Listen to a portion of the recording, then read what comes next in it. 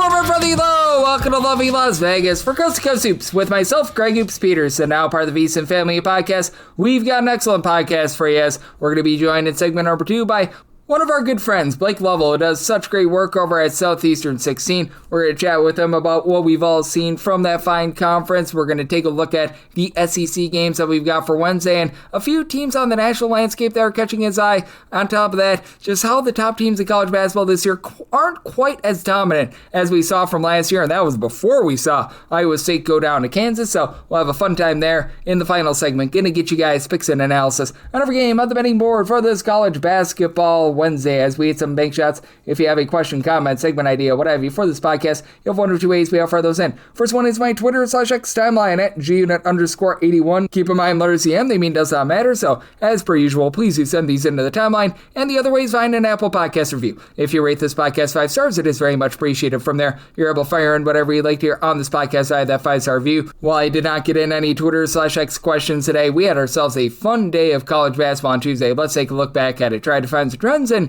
try to get to know these teams a little bit better. Games from yesterday is Greg buzzing about. Here is the rowdy recap. How about if we started off with the Nebraska Cornhuskers? They remain undefeated. They absolutely dump truck Oregon. 90-55 the final. And, well, if you've been betting on Oregon this year, this has been a not-so-profitable proposition for you. As for Oregon, they've been one of your worst teams against the spread in all of college basketball. And credit to Nebraska. Other than those games that have involved some harebrained spreads, they've actually been one of the better teams in terms of being able to cover numbers. As Nebraska 9-6-1 against the spread, our good friends in Oregon, they are now 5-11, and for this Nebraska team, they were able to do just a nice job in terms of dominating this game from start to finish. As for Oregon, they go just 6-23 from three-point range. They were without Jackson Shellset once again in this game, and for Nebraska off the bench, Brandon Frager, he's really been able to come on strong. 23 points, 7 of 11 from 3. Nebraska 17 out of 36 from three-point range. They win the turnover battle 16-6. That was good, clean gut domination there, and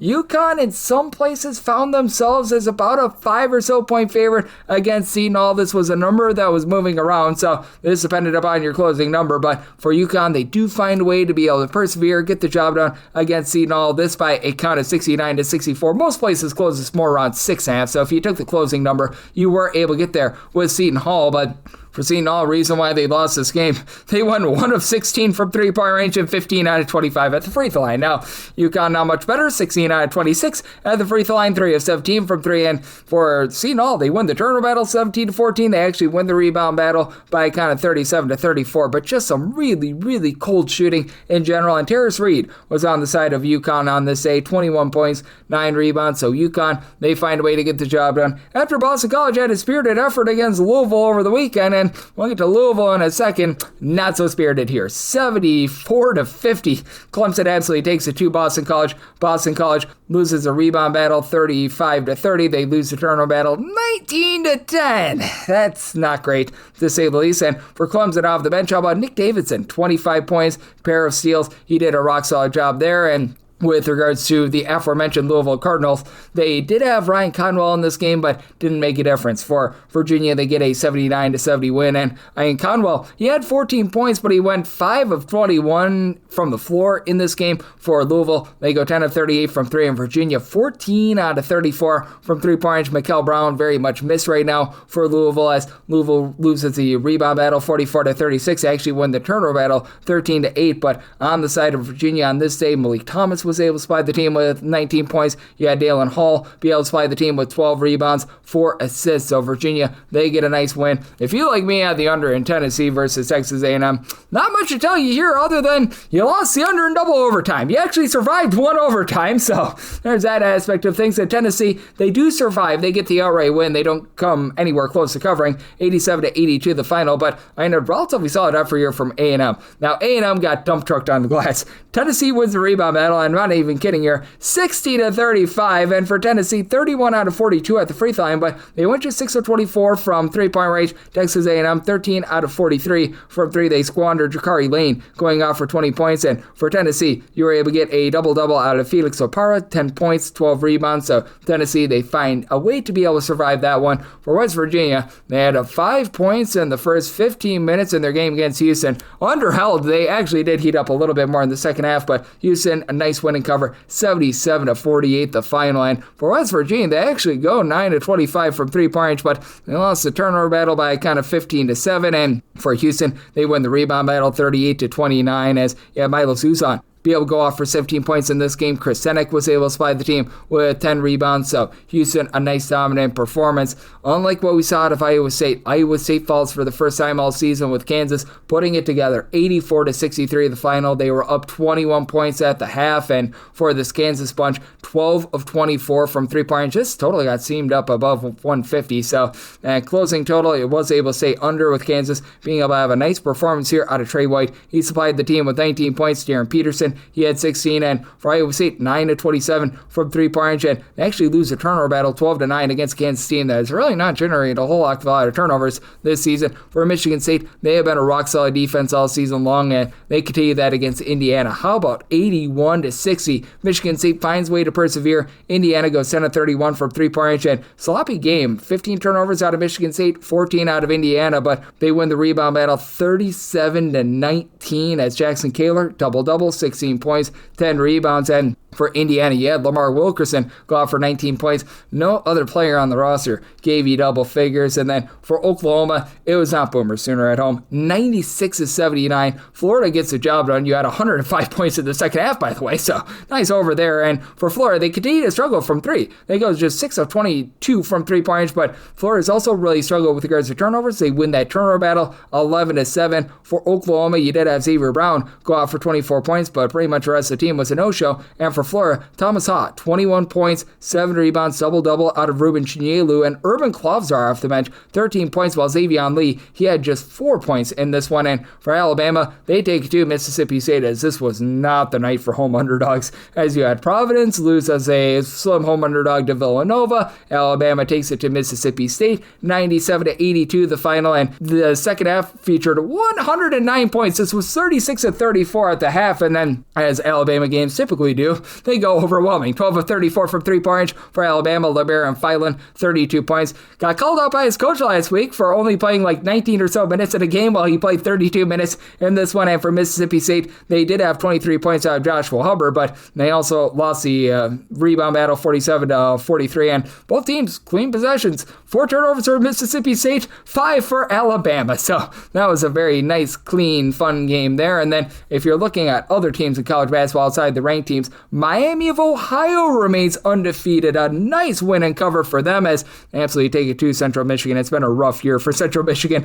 100-61 the final for Miami of Ohio. 11 of 23 from three-point range, 25 out of 28 at the free throw line, and Central Michigan went 5 of 19 from three-point range. They lost the turnover battle. They lost in pretty much every facet of basketball. Speaking of home underdogs not coming through, Minnesota, they fall to Wisconsin 78-75 the final as you had a game winner from John Blackwell. In this game, we went 5-7 from 3, and Wisconsin's all of a sudden hitting their threes. 14 out of 33 from three-point range. Blackwell, 27 big points in this one for Minnesota, just 5 of 18 from three-point range. Minnesota loses the rebound battle as well, 33-27. Did win the turnover battle 7-5, so you had a little bit more of a slog of a game, but a very nice win there for the Wisconsin Badgers. Currently doing this as San Jose State is about to get a non-cover against Air Force, as Air Force has been all sorts of rough thus far this season, so yay verily for them. And do have to have this up before the USC versus Maryland game went final, as well as USC has been all over the place. But for George Mason, they have been one of the more rock-solid defenses in all of college basketball, but all of a sudden Loyola Chicago, who was awful to begin the season, they did a nice job in terms of being able to cover this game against George Mason. George Mason does pull it out 82-74 the final, but Loyola Chicago was up in the first half by a count of 47-41. Now we've been seeing Loyola Chicago have some very rough second halves, and if you look overall for the season, Loyola Chicago just 5-13 against the spread, while George Mason has been more around about 9-8, but certainly a little bit of an intriguing affair here, as for George Mason from three-point range, they go 8 of 17 from the outside, with Masai Trotman being able to come up big, 4 of 5 from three-point range, and all of a sudden Loyola Chicago has had a little bit of a breath of life from Nick Anderson, the freshman. He was able to give the team 17 points, and then in terms of just other this and that games that we did see for Miami, they go on the road, they take it to Notre Dame, 81-69 the final. That's another home team that did not come through for you, as for Notre Dame, they go just 7 of 23 from three-point range. Miami just 6 of 22 from the outside, and Miami actually loses the rebound battle 35-28, but for Miami, they did a nice job winning the turnover battle 18-8. That's where Marcus Burton has really been missing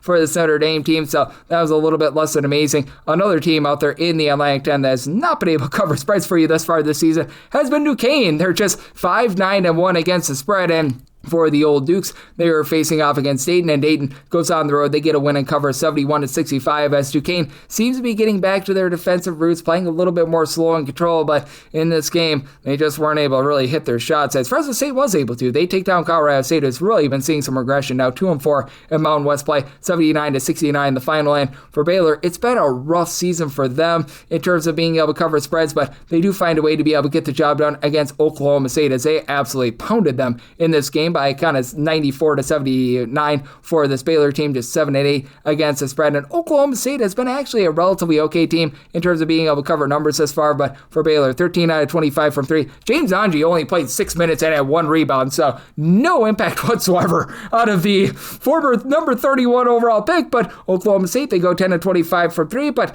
they do not win the rebound battle, 34-31, and Baylor continues to be white hot from three-point range. And out there in the ACC, you did see Florida State be able to stay with Syracuse. Syracuse pulls away at the end, 94-86, and this Florida State team has lived and died by the three. Much better performance here. They go 10-27 from three-point range, and they were pretty even up on the glass. Syracuse won that rebound battle, 35-34, and for Syracuse, they go just 9-15 at the free throw line, but the impact that Donnie Freeman is making, 25 big points out of him, that was absolutely massive, and this was a game where, dependent upon your closing number, as Syracuse in a lot of spots, they closed as about a 4.5 to a 5.5 point favorite after opening up an 8-point favorite, so they were able to cover that closing number. And for Creighton, a little bit of tests against Georgetown. They find a way to win, but not cover that game, that by kind of 86-83, as Georgetown has been a team that's been quite unprofitable for you thus far this season. Meanwhile, it's a Creighton team that's been a little bit wobbly themselves, and for Georgetown with this cover, they now go to 3-13 against the spread. And Marquette, they are 4-13 against the spread, as they got completely blitzed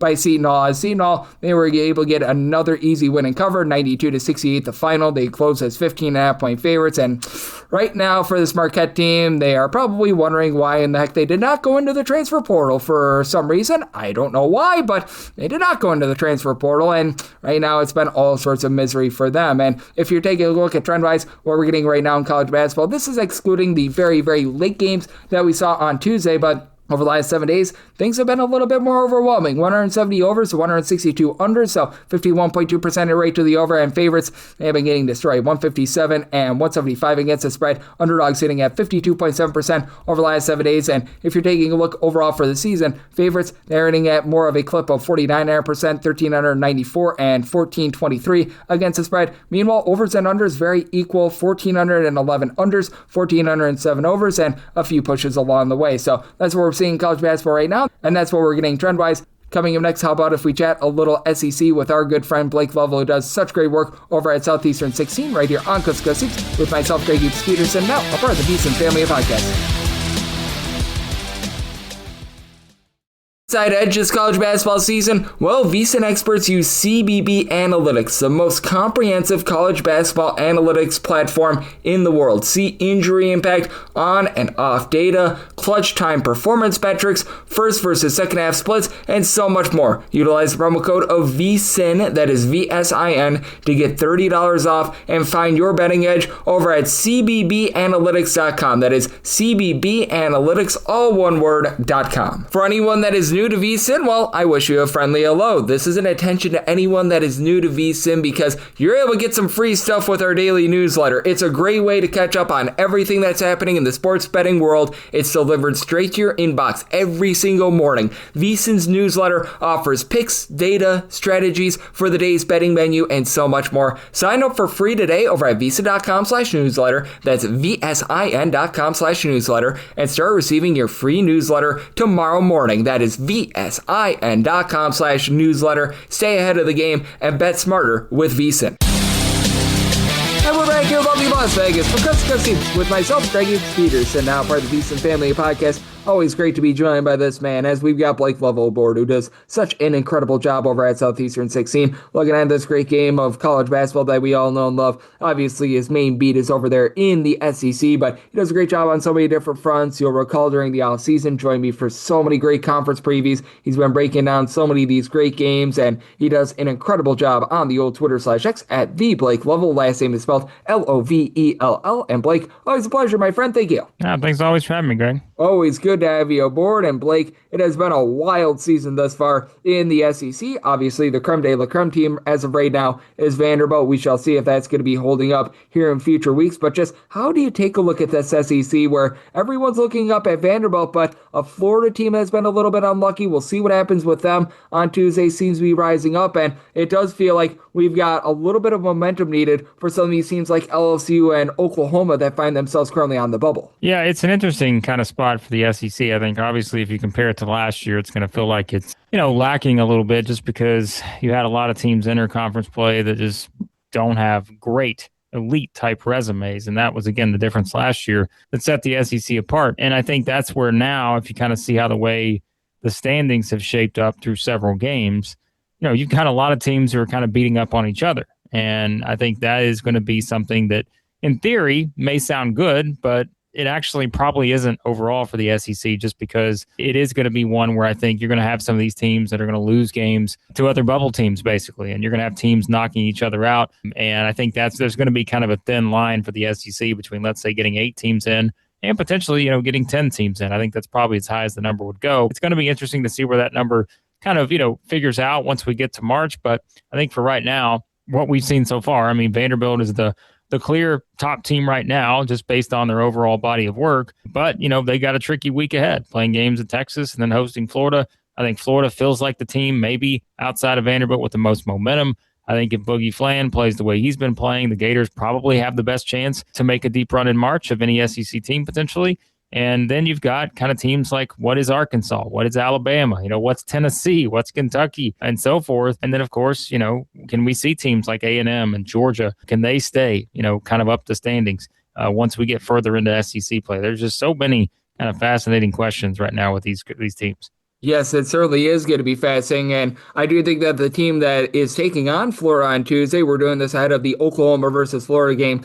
Oklahoma, I just come back to as perhaps one of the most intriguing teams in the SEC because they've got a very, very good veteran backcourt. You've got a guy in Nigel Pack that appeared in a Final Four a few years ago for Miami. They've been a different team at home rather than away from them if you look at their metrics, but how do you take a look at this Oklahoma team? Because it feels like they've got one of the best backcourts in the SEC, and I rely upon them and bank on that experience of guys like Pack, along with Xavier Brown, being able to win out and get this team not just to the NCAA tournament, but perhaps even better heights than that. Yeah, I think it's, kind of a curious example here with Oklahoma because it's like, the thing about the SEC this year is like, hey, you got a lot of teams offensively that have put up some really good numbers to this point.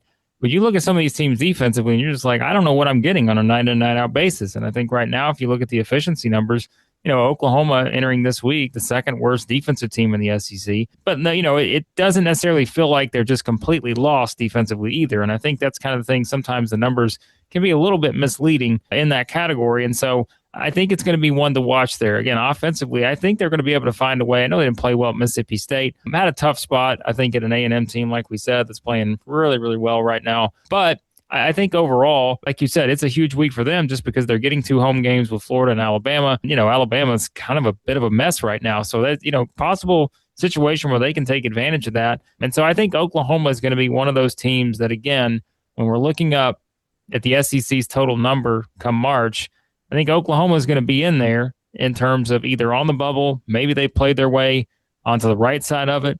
But like you mentioned, I think we just look at kind of the experience they have and really what Nigel Pack could do maybe to lead them there. I think they're going to wind up being a tournament team. I just don't know exactly how high their ceiling is, but really, again, a week like this could tell us a lot about the Sooners. Yep, absolutely. As we do at Blake Lovell, who does such great work over at Southeastern 16. He's joining me on Coast to Coast Hoops, and we saw quite a few SEC teams in action on Tuesday. We're doing this ahead of those games, but we do have some fun ones that are going to be going down on Wednesday, and I know that we keep talking about Georgia because, I'll raise my hand. I did not think that Georgia was going to be a top 25 team. I thought that this was going to be a bad year for them, but now they face off against an Ole Miss team where it has been a bad year for Ole Miss. Let's call it what it is. But they get that nice win against Missouri. I know that it was a loss, but they played relatively solidly against Arkansas, in my opinion, after getting shellacked against Oklahoma. How do you take a look at this game with an Ole Miss team that, they're down right now, but you can never completely count out a team coached by Chris Beard. Meanwhile, for Georgia, if they can find any semblance whatsoever of three-point shooting, I think that they could be one of the more dangerous teams in the country. Yeah, the thing with Georgia, like you said, I swung and missed on them too, but when you look at their home numbers this year, and I know they've not been playing, they're not playing every top 10 team at home so far or anything like that, but they're putting up a lot of points in Athens, and I think that's going to be kind of the big thing is, if Ole Miss is going to build off of what they did against Missouri, they're probably going to have to find a way to score points because this isn't like a vintage Chris Beard defensive type team. It just hasn't been that way for Ole Miss, even though they've played some of those, kind of 70-ish, 60-ish type games. It feels like this is one that if they don't come out defensively and look a little bit more like a vintage Chris Beard defensive team, Georgia could put up a lot of points here. And I think that's just kind of what's going to be interesting because you do look at Georgia, like, all right, they scored 77 on the road in a loss to Florida, 75 on the road against South Carolina, but this is different. And I think it's going to be one where they just simply play well at home. And again, at the pace, you talk about two teams that I think want to win in completely different ways. I think that's going to tell the story here. I think Georgia, coming off their lowest possession game of the season at South Carolina, which in all honesty, South Carolina feels a little bit like Ole Miss. So can Ole Miss make that kind of game here? If they can, I think they've got a chance to win.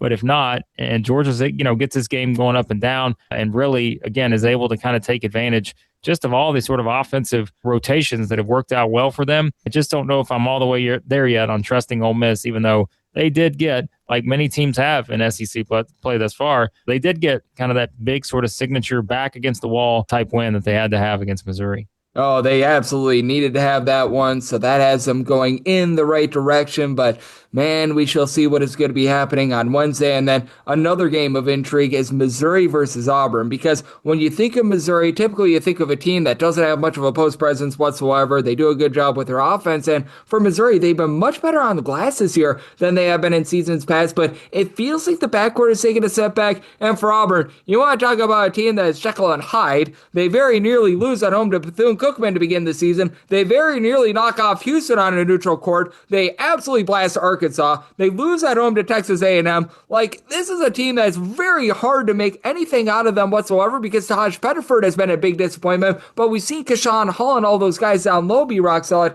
How do you look at this Missouri versus Auburn game where I feel like the variety of results is very, very wide with these two? Yeah, I think these, again, are two teams that feel kind of similar as well in terms of, like, you look at just what maybe you could get in this game. And again, it kind of goes back to the defensive stuff. I mentioned a minute ago, with Oklahoma, they're technically the second worst defensive team. Well, these two teams are kind of in that same range. Auburn's 93rd in defensive efficiency. Missouri's 104. So again, two teams, and especially for Auburn, I mean, they've a top 10 offensive team. And that's why I've kind of hung on, I feel like, with the Tigers because, I just think that they have proven time and time again that they're going to find ways to score. It's just, can they find enough plays defensively? They put together kind of a full effort against Arkansas, and can they carry that over now on the road against a Missouri team that, felt like that they had answered the bell in games against Florida and Kentucky after that loss to Illinois, but then they go lose at Ole Miss. And I feel like now Missouri kind of is back in that back against the wall scenario because the problem with Missouri, they just had no non-conference resume to speak of. So even with the Florida and Kentucky wins, they probably wouldn't even be that close to the NCAA tournament right now. So they've got to start stockpiling these kind of wins. So we've seen Dennis Gates have this team kind of ready in these situations before. I think he'll have them ready here. But the thing is, can they stop Auburn? Because I think that's the guarantee. Greg, this is one that I don't know what the projections say. None of us should be surprised if this winds up being a 95-90 type game, just the way that these two teams, again, at times, play defensively, which can leave a bit to be desired, but also the way whenever they get hot, can play offensively. And I think with Missouri now they have Jaden Stone back. If you can get Jaden Stone and Jacob Cruz both hitting threes on the same night, Missouri's going to score a lot of points. And this may be the potential game where they can do that when you kind of look at the numbers right now that Auburn's allowing teams to shoot 40% from three in SEC play. That's the worst through 3 games so far. So can Missouri get that going? Otherwise, I have no idea what to expect with these two teams because, again, the results have kind of varied so much. Yes, it certainly has been interesting to take a look at these two teams, and that is going to be a fun one to say the least, as Blake Lovell does such great work over at Southeastern 16, joining me on Coast to Coast Hoops. And you want to talk about a fun one? LSU is one of those teams that has really fallen off ever since Edon Thomas has been out of the fold, and I actually like what I saw in their first game without him against Texas A&M, and then they just laid a complete and utter turd against South Carolina before they tried to storm back in the second half. Now they get to go up against a team that has been a turd this year in Kentucky. What do you make out of this one with a LSU team that is currently banged up and a Kentucky team where it feels like Ortega Oweh is starting to find it a little bit more for Kentucky? I haven't necessarily been off put by their 1-2 start in SEC play, but I think it's fair to say more was expected out of Kentucky this year. And for LSU, honestly, even with their own 3-start in SEC play, they still have, for lack of a better term, probably overachieved a little bit this season. Yeah, I think it's just like with LSU, and I know Matt McMahon kind of last week, and look, people probably listening to this will know whether Deaton Thomas is going to play or not, but I think he had said, like, hey, I don't think he's anywhere close to returning. Well, now that has seemingly changed a little bit. Who knows? Maybe he does play in this game, and if he does, I mean, it's just a different team, and like we've seen that. And the thing is, like LSU, even without him in these first 3 SEC games, it's not as though they've just been that terrible outside of that first stretch against South Carolina, where South Carolina, let's call it what it is, that was an outlier performance for South Carolina. As hot as they were to be up 28 in the first half, we just don't see that very often. And so I think that's kind of one of those things where, look, you can get kind of extreme there, but again, that's not what we've seen from South Carolina this season in terms of how they just got, off to a hot start. But otherwise, like you look at LSU's results and it's like, well, you lost by 3 on the road at A&M. You lost by 11 on the road at Vanderbilt, cut it to 7 late, and had a chance to make that one even more interesting. So if they can get their best player back, who probably right now would be considered a top 10 to 12 player in the league, that changes your fortunes a bit. And that's why I think some people are surprised that maybe LSU's even considered right now still right there hovering around the NCAA tournament projections. And it's really because the SMU win's doing a lot of work for them. Texas Tech loss was kind of ugly, of course, but other than that, like it's not like they've been that bad. And I think that's why, if you're Matt McMahon, you're thinking, man, this feels like a pivotal year for me. Can I just get my best player back? Because the problem, Greg, is that if LSU cannot find a win this week when they play Kentucky at home and they play Missouri at home, next week they go to Florida and Arkansas. And there's a good chance they're going to be double-digit underdogs there, especially if they don't have Thomas in both of those games. So they've got to find a way to at least win one of these games this week. And like you said, I think with Kentucky, always got it going. Of course, Jalen Lowe's now out for the season. So how does that affect them? It's just been, so up and down with Kentucky, whether it's been injuries, whether it's just been the overall performance. I don't know that I'm completely buying in just yet, despite the fact that they ran Mississippi State off the floor on that one, because, we've seen the ups and downs for the Cats this year. So this is another game that I think is very unpredictable, but maybe becomes a little bit more predictable if Deaton Thomas plays or if he doesn't play, just based on kind of the trends for LSU with and without him. Yeah, I think that is undeniable at this point. Deaton Thomas is going to be making a big contribution for LSU, and if they can get him back, that would be massive, and if not, it could get a little bit ugly for them moving forward. So that's something that we need to wait and see, and hopefully we get a little bit more information in the coming hours. And Blake, I know you're doing such a great job looking at the SEC, but you also do a great job on the national landscape as well, and I want to open it up because we've talked a lot about the SEC, the teams that are having their ups and downs. Who's a team outside the SEC that right now you have your eye on, whether that be a team that is ascending, a team that you're feeling really good about, or a team that maybe is declining a little bit and you want to see how they respond to maybe a little bit of a shaky start to conference play? I feel like this summer we talked a bit about NC State. I think right now, they're a team that's won a couple games in a row and in various ways, Greg. I mean, it's like, you kind of pull one out at Boston College, then you go score 113 at Florida State. And I think like that is the thing. And obviously we've seen Will Wade's responses in the press conferences and all this stuff just about kind of where this team is at. They've dropped a 15-point loss to Virginia a couple weeks ago at home. I think they're still an interesting team, and I kind of have my eye on them just to kind of see what it looks like. Because, again, I mean, they don't play again until Saturday, Georgia Tech at home. They should win that game handily. Then, they've got a couple interesting road games next week where they go to Clemson and go to Pitt, and I think 4 of their next 5 are actually on the road after that Georgia Tech game on Saturday. So I want to see kind of what they're made of when it comes to that. I think they're going to be an interesting one. And, there's another team, too, that I'm kind of fascinated by now. And, again, I feel like these two teams were both kind of highly sort of thought of going into the season. This team more so than NC State. But St. John's, like I feel like I'm now at the point with St. John's where, again, they were underwhelming in non-conference play. they've picked up their mojo a little bit by winning back-to-back road games. And again, people, after they're listening to this, I know they play Marquette tonight as we're recording. Then they've got a very interesting one against Villanova on Saturday. And I think St. John's is kind of one of those teams. I was looking at the projections earlier on the brackets and everything. I think they were projected as a 7 seed. I wouldn't love that if I'm a 2 seed and all of a sudden this St. John's team that came into the season, for some people being projected top 5, top 10 at worst, I don't know that I'd love to see them in that spot. And I think they're going to wind up a little bit higher than that probably by season's end.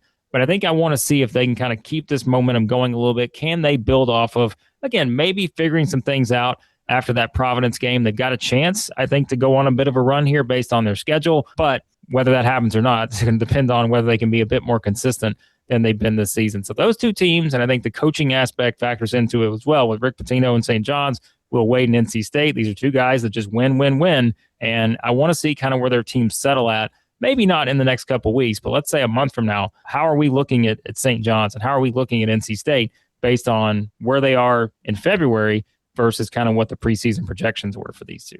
No question about it. It's going to be a lot of fun to see what we get out of St. John's these next few weeks. And I do think that it is very intriguing just to look at the landscape of college basketball as well, because I'm not sure if you've noticed this, but last year we had those top teams in college basketball. Auburn and Florida were certainly two of them, to go along with Duke right up there at the top. And this season, it looked like we were going to have a big 3, big 4 with Iowa State, Arizona, and Michigan, but Iowa State fell off a little bit. We saw Michigan lose at home to Wisconsin, and it feels like this season there might be a little bit more parity, and those like tier 2 teams in the SEC, in Vanderbilt, Alabama, they seem to be rising up. Can we see Florida be able to have a come up? UConn, these teams that, like a Michigan State, I think is another good example, are going to be much more pesky than a lot of people thought, and I feel like this year, a little bit more, for lack of a better term, parity, it seems to be coming back to college basketball as well. Yeah, I think so too. And like you said, I think sometimes it's just very interesting, again, the way kind of seasons start and you see some of these teams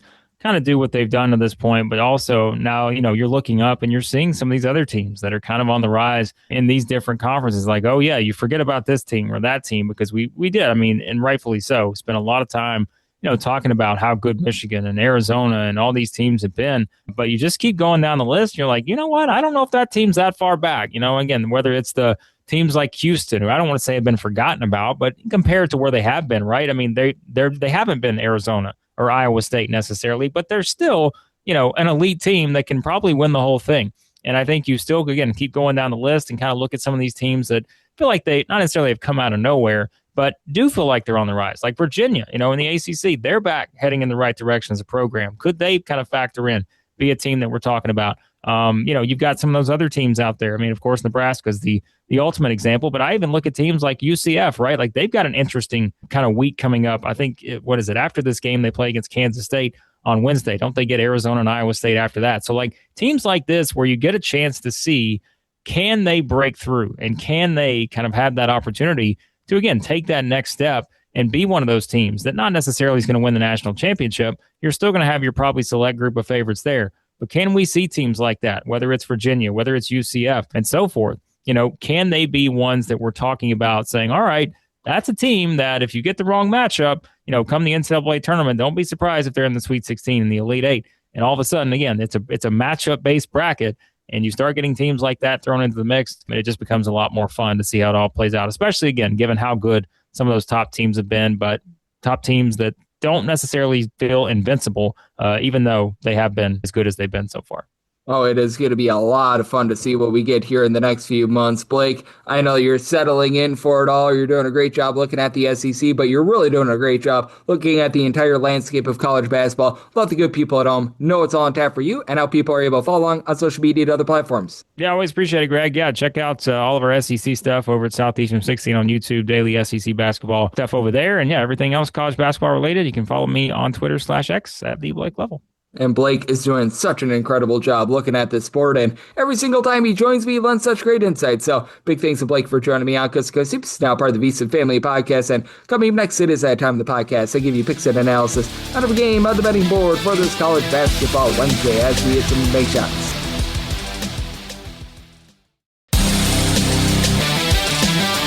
And we're back. Your lovely Las Vegas for Coast to Coast Hoops with myself, Greg Hoops Peterson, now part of the VSiN Family Podcast. Always great to be joined by Blake Lovell. He does such amazing work over at Southeastern 16, looking at this great game that we all know and love of college basketball. Every single time he joins me, he lends such great insights and did so once again today. So big thanks to Blake for joining me in the last segment. Now it is that time of the podcast. I give you picks and analysis on every game on the betting board for this college basketball Wednesday as we hit some bank shots. Most financial establishments close at a certain time, but not here. It is time for a side and total on every game on today's betting board bank shots.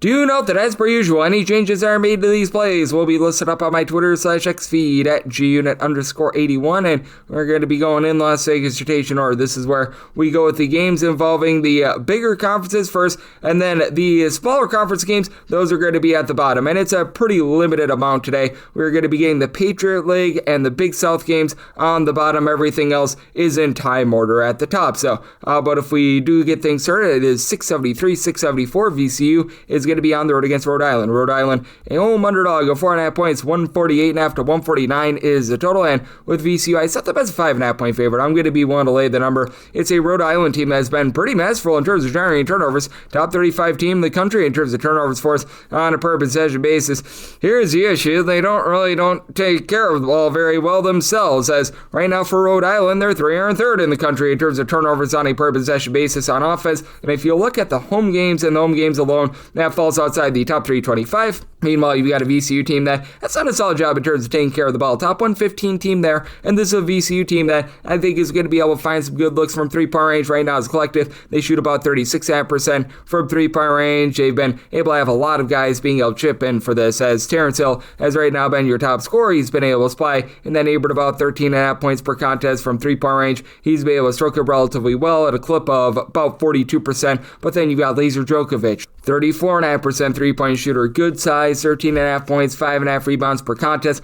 Barry Evans is that sort of do-it-all guy that follows Phil Martelli Jr. on over from Bryant, 8.5 points, 5 rebounds, and I mean, it is a very deep team. You've right now got 8 different guys that give you at least 6 points per contest. Hill and Djokovic are the lone two guys that give you over 10 points per contest. Meanwhile, for Rhode Island, I do like the versatility that you're able to get out of the really Van Wilder of the Atlantic 10 and Tyler Cochran. 12 points, 5 boards, pair of assists, was very impressive over at Toledo a few seasons ago, though he has seen his three-point shooting percentage dip to about 26.5%, and his team as a whole is right now only shooting about 31% from three. They're outside the top 265 in all of college basketball. Now, they do a nice job inside. Rhode Island is a top 125 team in terms of their own two-point shooting percentage and opponents' two-point shooting percentage, and this is a VCU team that can be at a little bit on the inside for this VCU team. They're relatively okay in terms of generating turnovers. They're a team that has been overall 62nd in the country in terms of opponents' two-point shooting percentage, but in a road/neutral court environment that does go outside the top 125. But I do think that for VCU, if this does become a little bit of a tight game, they're going to be able to execute at the free throw line. As this Rhode Island team, if they are fouled and they have to go to the charity stripe, that is not a place where they want to be. Right now for Rhode Island, they are shooting about 72.5% as a collective. Meanwhile, this VCU team, they've been able to do a pretty rock solid job in tight situations. They shoot about 75% at the free throw line. With Rhode Island, you've been able to have Jamari Tripp do a nice job being able to supply this team with 11 points, shoots 36.5% from three-point range. I will say for Rhode Island, even though the overall free throw shooting percentage is great, your top 4 scorers do all shoot at least 74% at the free throw line. Jonah Hinton, one of them, 15 points. He shoots about 34.5% from three. And for Rhode Island, they have been a top 150 team with regards to rebound percentage, but I do think that their overall sloppiness, the way that they do give it up from three, they're outside the top 250 in all of college basketball in terms of opponents' three-point shooting percentage, dooms them. And Rhode Island, I think, is going to be looking to play this game relatively slow and controlled. If you look at them in terms of total possessions per game, this team is clocking in at just 331st. So, semi line at 5.5. I'm going to be willing to lay up to 5 with VCU. Like the under, I semi total at a 145.5. 675, 676. ETSU, East Tennessee State, is on the road against Western Carolina. Western Carolina, a home underdog of 5.5 to 6.5 points. 148.5 is the total. And I said ETSU is an 8-point favorite. I'm going to be willing to lay the number with this Western Carolina team. It just all comes down to the fact that this team is very sloppy with the ball. They're 286th in the country in terms of their free throw shooting percentage, outside the top 320 in terms of turnovers on a per possession basis. And guess what? This ETSU team is doing a really good job of being able to generate turnovers. As right now for East Tennessee State, they are 40th in the country in terms of turnovers forced on a per possession basis. And it's an ETSU team that had to replace much of that backcourt from the season ago, but they they've been able to replace it quite well with overall versatility. You've got a pair of guys that come in Cam Morris along with Brian Taylor, who are averaging 14 points per game apiece, both shooting in the mid-30s from three-point range. With Taylor, he's been able to give you 4.5 boards, steal and a half per contest. Morris gives you a steal and a block and a half per game, and ETSU is once again a relatively slow and controlled team, while Western Carolina, they're looking to push tempo. With this ETSU team in terms of total possessions per game, 289th in all of college basketball. Western Carolina, they're gunning it at 55th, and I do think that ETSU is going to have some success slowing things down. They've been a top 100 team in terms of opponents' three-point shooting percentage, doing a pretty solid job with regards to their two-point shooting percentage. Now, ETSU not generating second chances the way that they have in the past. They're well outside the top 200 with regards to offensive rebound percentage, and that is one place where this Western Carolina team is going to have an advantage. Marcus Kell has been able to give you 14 points, right around about 4.5 rebounds per game. If you look at percentage of missed shots that become an offensive rebound, this Western Carolina team is a top 160 team in all of college basketball, and in their home games specifically, they do ascend into the top 75, but it's also an ETSU team that's been pretty okay in terms of not allowing second and third chances. 104th in terms of the defensive rebound percentage. With Western Carolina, obviously the ball security has been a little bit of an issue, and this team is not necessarily amazing with regards to their three-point shooting, but they do have one guy that's able to really light it up from three-point range, and Julian Swarmo has been able to shoot 36% from three, 11.5 points, those are multiple assists per game. CJ Highland has dealt with a lot of injury. He's really been their top three-point shooter at 50%, but should be good to go in this game, so I do think that that's going to help out the overall scoring in this game. Now, you have a Western Carolina team that is just really giving it up from the inside as well. They're outside the top 250 in terms of opponents' two-point shooting percentage, outside the top 330 in terms of opponents' three-point shooting percentage, and not that ETSU is necessarily a flamethrower from three-point range, but it's a group that as collective, they do shoot about 33.5% from three, country average. I think that that's enough to be able to get it done. Set my line at 8, willing to lay with the East Tennessee, and I'm going to be in on the over, so by total 150, 677, 678. Chattanooga is going to be on the road against Wofford. Wofford is a pretty mid-tier favorite here. You're going to be laying 5.5 points, 152.5 to 153.5 is the total. Made Chattanooga a 3.5 point underdog. I'm going to be willing to take the points. Now you've got a pair of defenses that are well outside the top 225 in terms of points allowed on a per possession basis, and Chattanooga specifically, man, it has not been great for them to say the least. Currently 324th in the country in terms of points per possession allowed. Meanwhile, Wofford, they check in at 304th, but neither of these teams are really looking to push tempo. Wofford 231st in the country in terms of defensive rebound percentage, 200th in terms of total possessions per game. Chattanooga has fallen outside the top 275. Like, Chattanooga has never really been an up-tempo team, but now in terms of total possessions per game, this is a team that's clocking in more in that neighborhood, about 300th in the country. As a matter of fact, 298th, and I do think that Chattanooga, for as well as they take care of the ball, top 50 team in terms of turnovers forced on a per possession basis, that is going to be able to win out in this ordeal, because you're not going to really get a lot of second and third chances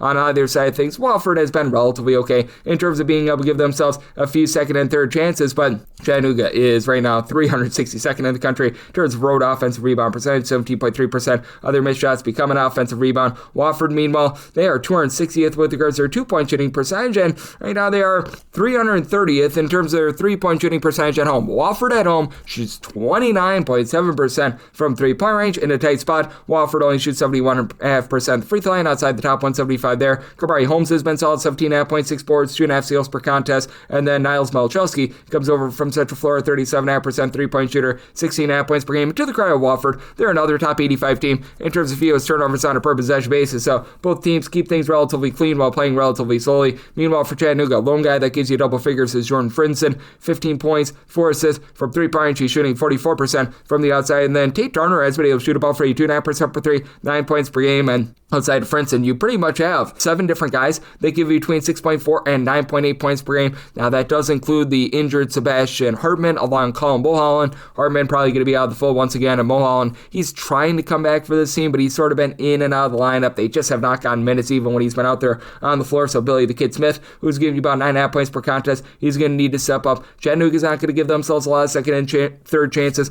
Wofford is not really going to light it up from three-point. This has been a Chattanooga team that hasn't been the world's worst with their three-point shooting percentage. Now, their numbers are very warped because they played a few games against non-Division I teams that really helped them out quite a bit, but I think that both of these teams are going to have a little bit of a tough time executing on offense in a game that's going to be relatively slow and controlled, and a Wofford team that has not really been great in terms of being able to guard the three-point arc against a Chattanooga team that is in the top 20 in terms of percentage of the shots from three-point range, is going to be able to hold in there. As a matter of fact, for this Wofford team, in terms of opponent's three-point shooting percentage right now, they're allowing teams to shoot about 37.8% from three, 43.6% at home, but again, think we get a little bit of regression there. So by total 145.5, like the under, and we'll take 4+ here with Chattanooga. 679, 680 on the card. Iowa is on the road against Purdue. Purdue does find themselves as a good size favorite of 9.5 points. 142.5 is the total, and I did set Purdue as a 12-point favorite. I'm going to be willing to lay the number. Purdue is right now number 1 in the country in terms of points per possession, but I just don't know if you get enough possessions here for the over for Purdue in terms of total possessions per game right now. They're checking at about 281st in all of college basketball. Meanwhile, you've got an Iowa team that's 357th, and for this Iowa bunch, they've been able to do a great job in terms of generating turnovers. 7th in the country in terms of turnovers on a per possession basis, and the offense is 20th in terms of points per possession.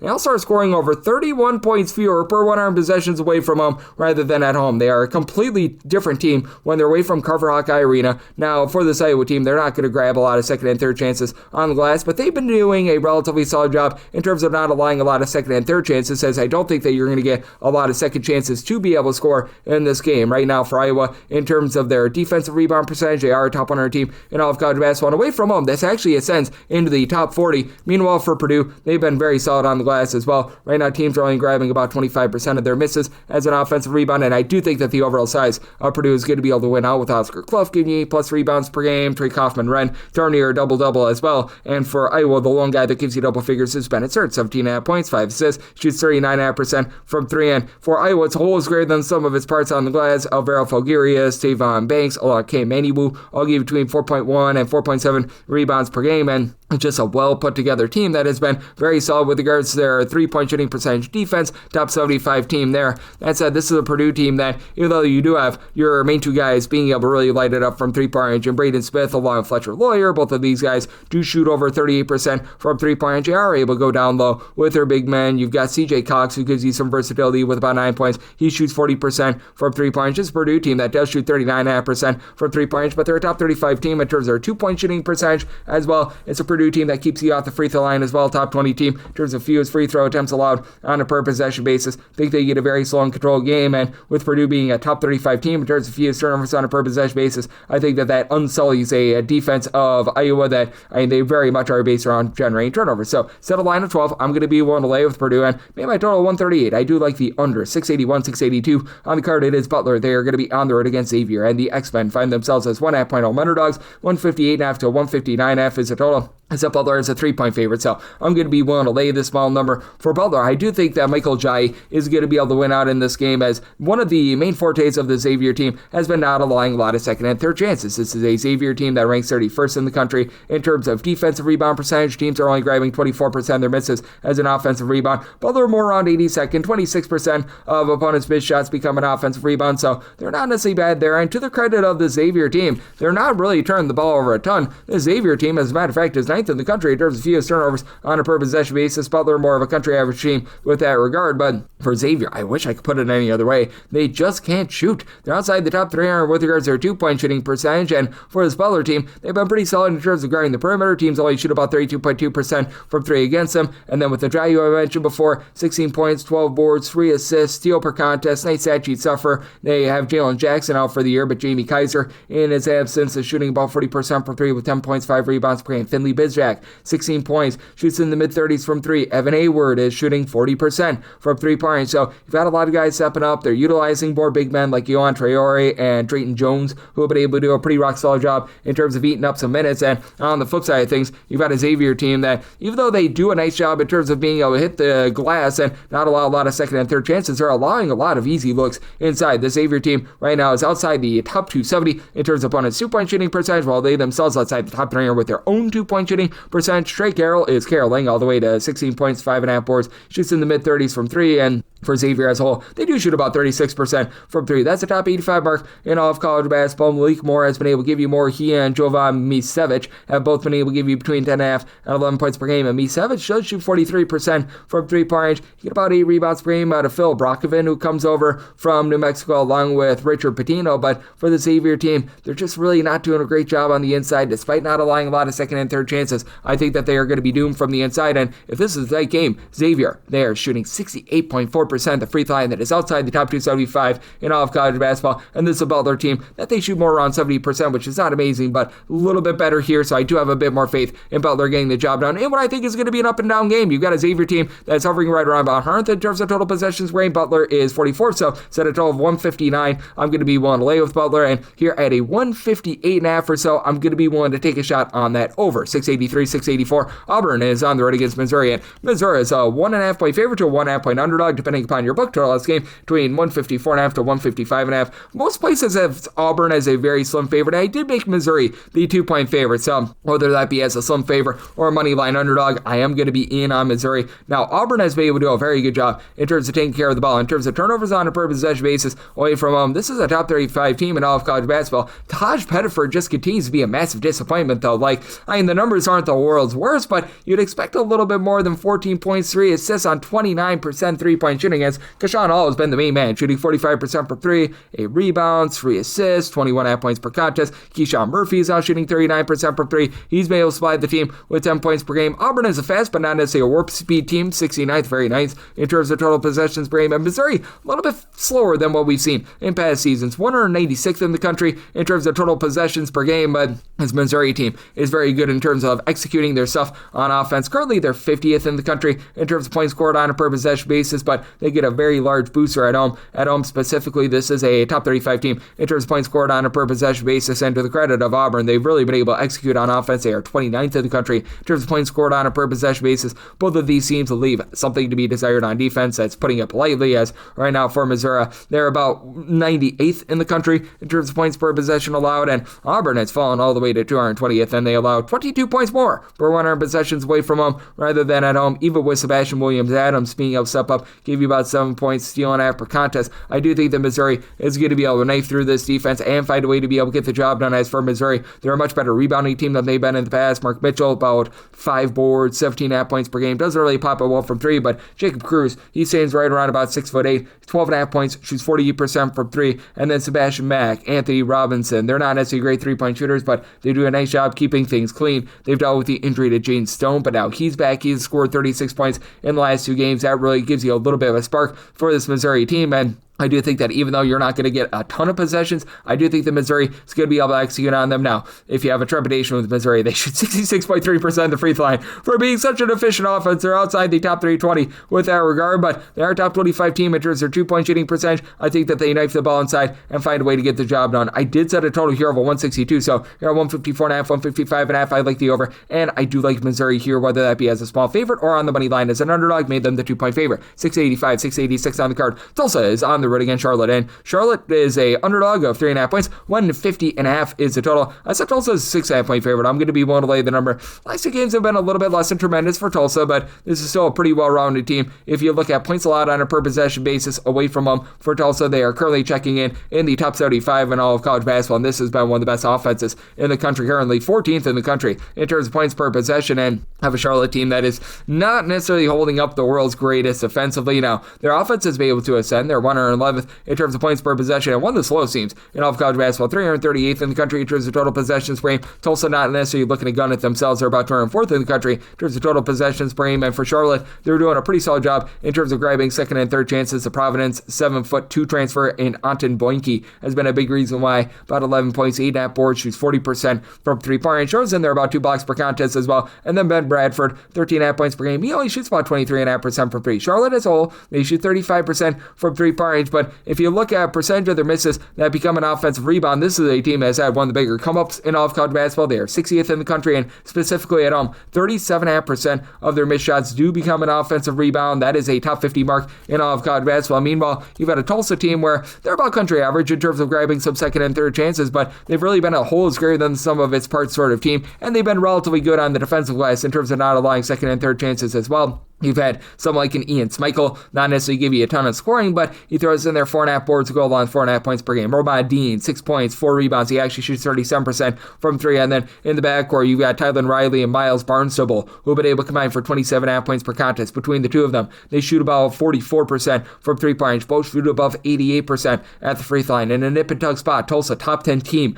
with regards to their free throw shooting percentage. Top 75 team in terms of fewest turnovers on a per possession basis. This is a Tulsa team that is very very much crossing their T's, dotting their I's. They're doing a really good job in terms of executing offensively, and this has been a Charlotte team that has been quite suspect in the way that they've been able to guard the three-point arc. Meanwhile, you've got a Tulsa team that they themselves are going to give up their open looks from three. They're about 256th in the country in terms of opponents' three-point shooting percentage. Charlotte at home, they allow teams to shoot 36.4% from the outside. That's outside the top 275, and I think that allows Tulsa to be able to get the job done in what I think is going to be a low possession game, but an efficient game. I did set my total at a 150.5. Right now we are on a 150.5, so 150 or less and on the over, 151 or higher the under. We'll be waiting for a line movement there, but let's also want to lay up to 6 with them. 687, 688 on the card. Illinois State is on the road against Indiana State. Indiana State 5.5 to 6.5 point home underdogs. 144.5 to 145.5 is the total, and for Indiana State, I did set them as a home underdog of 6.5 points, so here at the 5.5, I'm going to be willing to lay it. This Illinois State team has become a much better defensive team than they have been in past seasons. As for this Indiana State team, they've actually been quite good in terms of being able to guard the arc themselves. Right now, teams are shooting just 30.9% from three-point range. That is 69th in all of college basketball, but Illinois State, after they were just dreadful on defense last year, now they're about 120th in the country in terms of opponents' three-point shooting percentage, and for this Illinois State team, they've got a nice edge on the glass in the way that they just don't allow second and third chances. Illinois State 13th in the country in terms of defensive rebound percentage. Teams are only grabbing about 22.7% of their missed shots as an offensive rebound. Meanwhile, for Indiana State, they're more around about 217, so that's going to be a big issue, especially with Chase Walker on the side of Illinois State doing a nice job, giving this team right around about 5.5 rebounds, throws in there 13 or so points per game. Johnny Kinzinger has not necessarily gotten unlocked, by the way.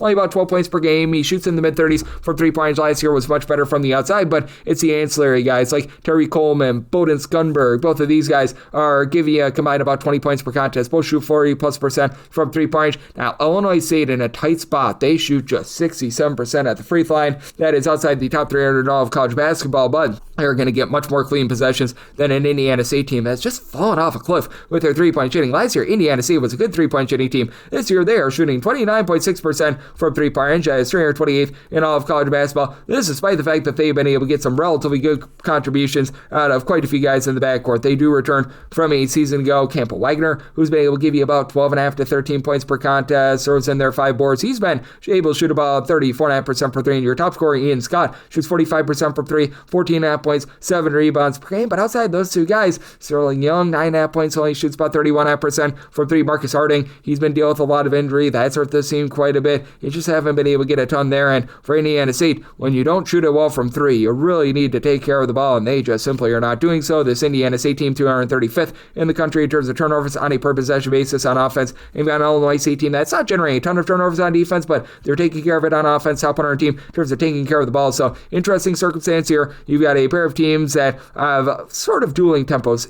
Illinois State 225th in the country in terms of total possessions per game. Indiana State is getting back to playing relatively up tempo in terms of total possessions per game. They are back inside the top 100, though not quite as fast as they were a season ago at 97th. But that said, I do think that Illinois State finds a way to get the job done. I'm going to be willing to lay up to 6 with them. Set my total at a 148.5. So with this at a 144.5, 145.5. Also like the over 689, 690 on the card. It is Kennesaw State. We give our O to Lane Kiffin. Go Owls. They are going to be playing against the Florida National. Florida National, a 4.5 point underdog. So on this game, it is 168.5. That's at a total of a 166.5. I am going to be in on the under. You do have a Kennesaw State team that's just absolutely looking to fly in terms of total possessions per game. How about number 4 in all of college basketball? And this is a Florida National team that they are not shy to push pace as well. Right now for Florida National, they are 51st in the country in terms of total possessions per game. And this is a Florida National team that's been pretty solid in terms of generating turnovers, and a Kennesaw State team that's had a tough time in terms of taking care of the ball. 254th in terms of turnovers per possession on offense for Kennesaw State. You do have a Florida National team that has been more country average in terms of taking care of the ball. In past years, they've had a lot of issues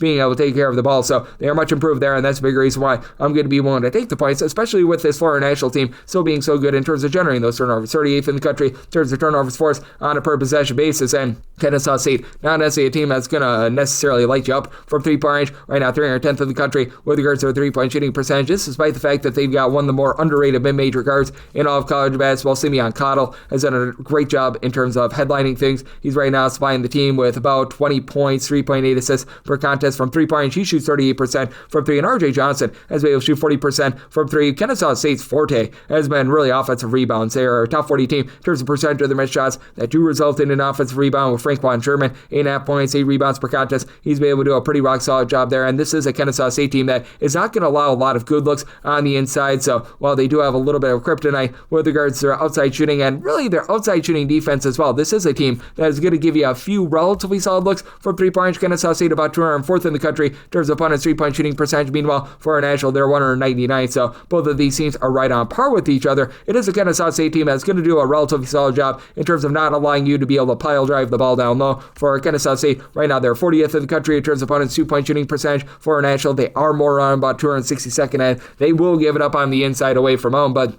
also with Kennesaw State, they shoot just 70% at the free throw line, despite getting there quite frequently, so that's a little bit of a concern. Meanwhile, for Florida National, they shoot just 68% of the free throw line, so that has been a little bit less than tremendous, but I love what Corey Stevenson brings to the table. 17.5 points, 6.5 boards. He's been able to shoot over 43% from three. Julian Mackey shoots 38% from the outsides. Wade Jackson, 10 points, 3.5 assists. Good versatility there with the way that this team is able to generate turnovers, with the way that Kennesaw State just doesn't do a great job in terms of taking care of the ball. And this is a Florida National team that certainly is going to give up a lot of second and third chances. If you look at them in terms of their defensive rebound percentage, they are outside the top 275 in all of college basketball. And even though they're not quite on par with the overall offensive rebounding of Kennesaw State, they do rank in the top 125 in terms of offensive rebound percentage. I think that leads to very much an up and down game. And this Florida National team being able to hold in there. I did say I told 166.5. I think we've got a hair too far, especially with Kennesaw State and their sloppiness and the turnovers that I expect in this game. So like the under of 168.5 and at 3+, we'll take the points with Florida International. 691, 692 on the card. St. Bonaventure, they are on the road against St. Joe's. St. Joe's hopes to not be average. Joe says they're home underdogs of 1.5 to 2.5 points. The last game is 150.5. St. Bonaventure is a 6.5 point favorite. I'm going to be willing to lay the number now. I do think that St. Joe's continues to see a little bit of positivity with their 3-point shooting, as right now you've got a St. Joseph's team that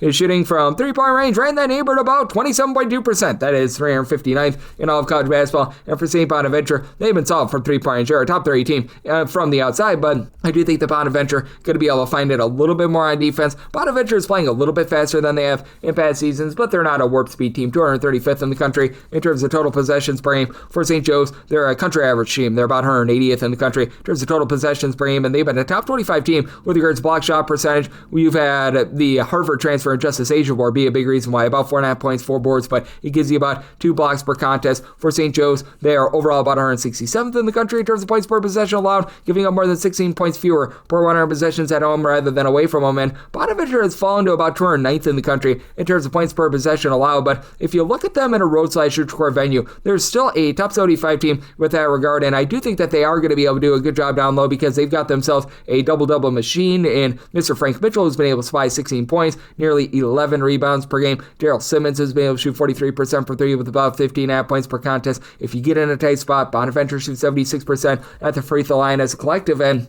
for the St. Bonaventure team, big thing for them is that they have to do a little bit of better job with their interior defense. They're outside the top 225 in terms of opponents' 2-point shooting percentage. That said, they've been able to do a nice job in terms of not allowing a lot of second and third chances as well. And with Deuce Jones, the top scorer for St. Joe's now being out of the program, he was averaging 14 plus points per contest. That all about this Bonaventure team all the further, as for Bonaventure, they're allowing opponents to grab about 24.3% of their missed shots as an offensive rebound away from home. That is a top 40 mark in all of college basketball. And this is a St. Joe's team that they're about country average with regards to their defensive rebound percentage. For St. Joe's, they need to grab a few more second chances because this is a group that, again, you just don't have a lot of outside shooting. You've got Derek Simpson along to Skylar Haskins, who have been able to combine for about 22 points per contest in the backcourt. And Jaden Glover shoots 37.5% from 3-point range. He's been able to supply the team with 15 points per game. A little bit banged up, but he's all good to go here. He's been able to get the team 20 plus points in 3 out of the last 5 games, but with just not having a lot of outside presence, as of right now, it's a whole is greater than the sum of its parts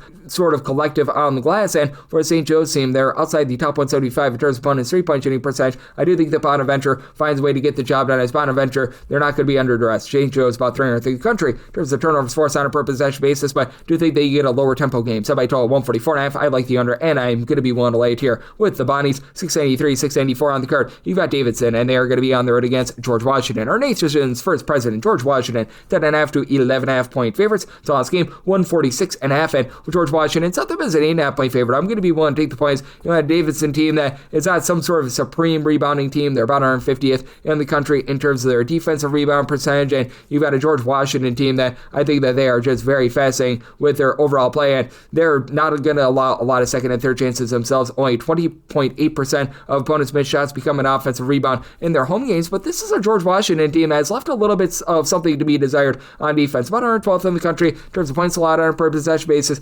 Davidson, they're more of a, shall we say, 150th team in terms of points per possession allowed. But you look at what Davidson has been able to do in a road/core venue. Top 65 team with regards to that defense. I think that keeps them lively in this game. And you got a Davidson team that's got all sorts of versatility, with the main guy being able to pop it from three-point range being Hunter Adam. Adam only gives you about 7 points per contest, but at 6'7", right now he's shooting 46% from three. Parker Frederickson, he gives you 10 points, shoots 44% from three, and it really is a whole greater than some of its parts collective for Davidson. You've got 8 different guys that give you between 5.1 and 10.4 points per contest, with Robert Blums being that top scorer with 10.4 points per game. He shoots 38% from three-point. It's a Davidson team that is very much looking to seek out three-point shots, and they're shooting about 36% as a collective. They're not going to give themselves a lot of second and third chances. They're not too bad in terms of being able to clean up the glass themselves on. They can be had inside. This team is outside the top 185 in terms of opponents' 2-point shooting percentage, but you do have a George Washington team that they get uncharacteristically sloppy with the ball. They're turning the ball over darn near 13 times per contest,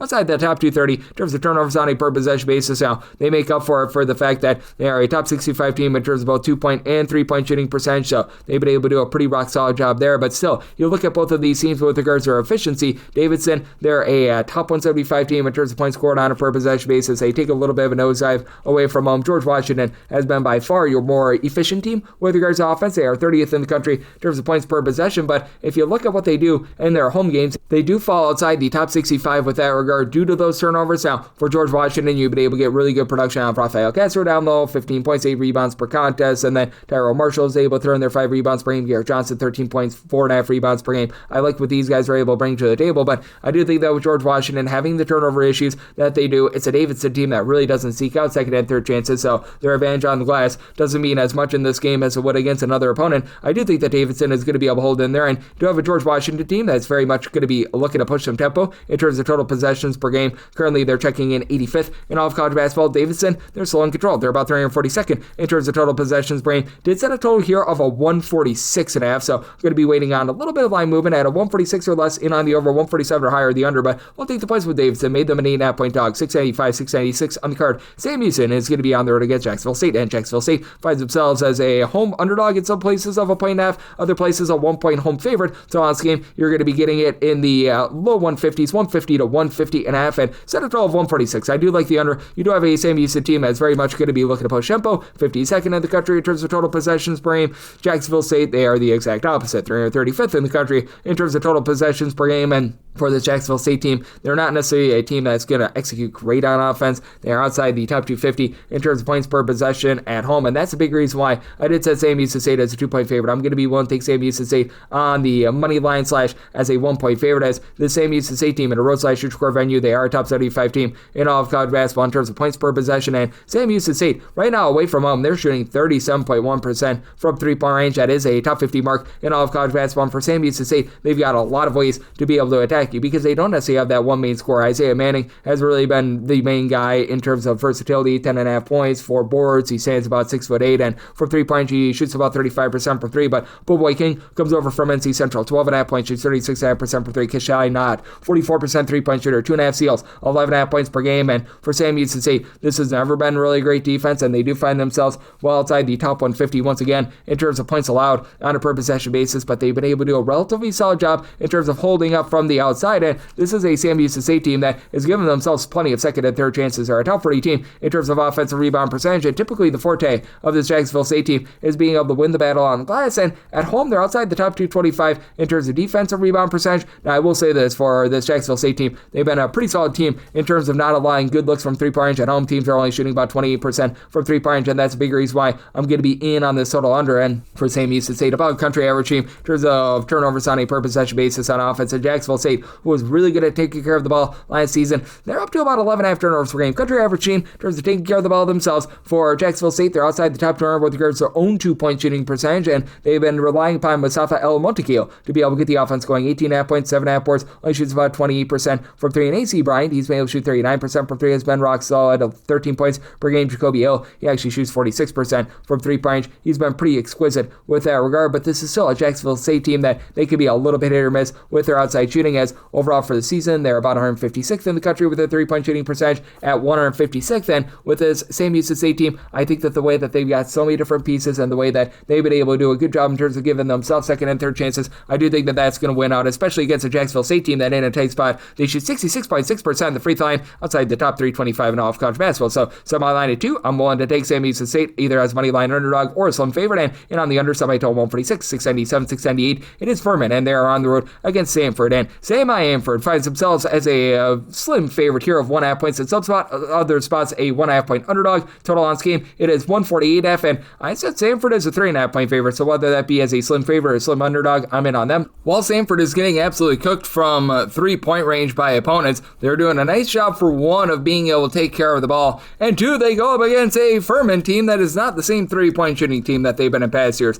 For Furman right now, they're shooting overall about 33.2% from 3-point range, but that does fall to about 30.9% in a road/shooter court setting. Samford, they themselves not necessarily a flamethrower from 3-point range, are about 239th in the country, but Jaden Booth has been one of the better mid-major scorers that you're going to find in all of college basketball. He's been able to supply the team with 19 plus points per contest, and Samford is at the very least doing a good job in terms of being able to keep their possessions clean. Not that this is a Furman team that's going to be generating a lot of turnovers to start with, but for Samford, they're currently 4th in the country in terms of fewest turnovers on a per possession basis, and on top of Booth, who's actually now giving you over 20 points per game, you've got Dylan Faulkner, who's been able to give you about 17 points. He's up to about 6.5 rebounds per game. You've been able to get some relatively good production as well out of the Norris brothers, Keaton and Caden Norris, with Keaton being your main facilitator, 4.5 boards, 4.5 assists, 10.5 points per contest, and then Caden off the bench, he's able to give you right in that neighborhood about 8 points per contest from 3-point range. He's been able to shoot about 34.5% from the outside, and for Furman, they've really been looking to the freshmen to be able to uplift this backcourt. I do like what I've been seeing out of Alex Wilkins, 17 points, 5 assists per contest, and for Furman, they're outside the top 225 in terms of their ball security, so that's been a big issue because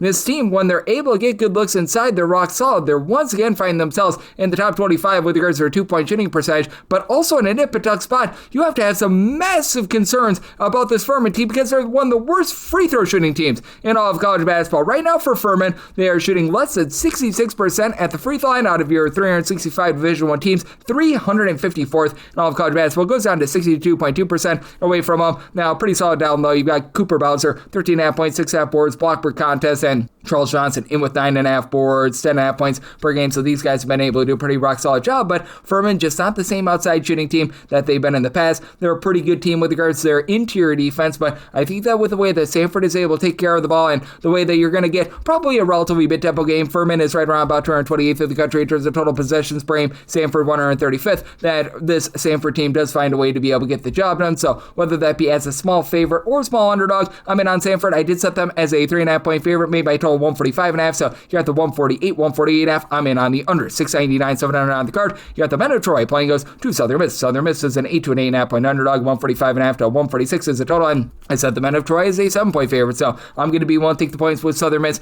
You have a Southern Miss team that's outside the top 300 with regards to their 3-point shooting percentage, but you have a Troy team that's not generating the same amount of turnovers that they have in past seasons, and for Southern Miss, name of the game for them has been generating second and third chances. You've got two guys that do a relatively solid job down low for a bunch, and it's about 125th in the country in terms of offensive rebound percentage, and for Troy last year, they were very dominant on the glass. They're still pretty good in terms of reeling in their some second and third chances, 97th in the country in terms of their offensive rebound percentage, but now for Troy, 302nd in the country in terms of defensive rebound percentage, over 32.2% of opponents' missed shots do become an offensive rebound. Now Troy also much better with their 3-point shooting that they were a season ago, because you got the Campbell brothers as Kobe Campbell, he's been able to give you 9.5 points, shoots 41% for 3. Cooper Campbell, a little bit more versatility and he's able to give up 5 assists, 13.5 points per game, does shoot about 42.5% from three-point range for a bunch that overall is shooting over 34.5% from three. They're a top 150 team with that respect, but now they go up against the Southern Miss team that really does have a two-headed monster with regards to pulling in their boards to weeks along with Isaac Tavares. These two guys combined for just under 34 points per contest between the two of them. You're able to get about 13 rebounds per game. Neither of these guys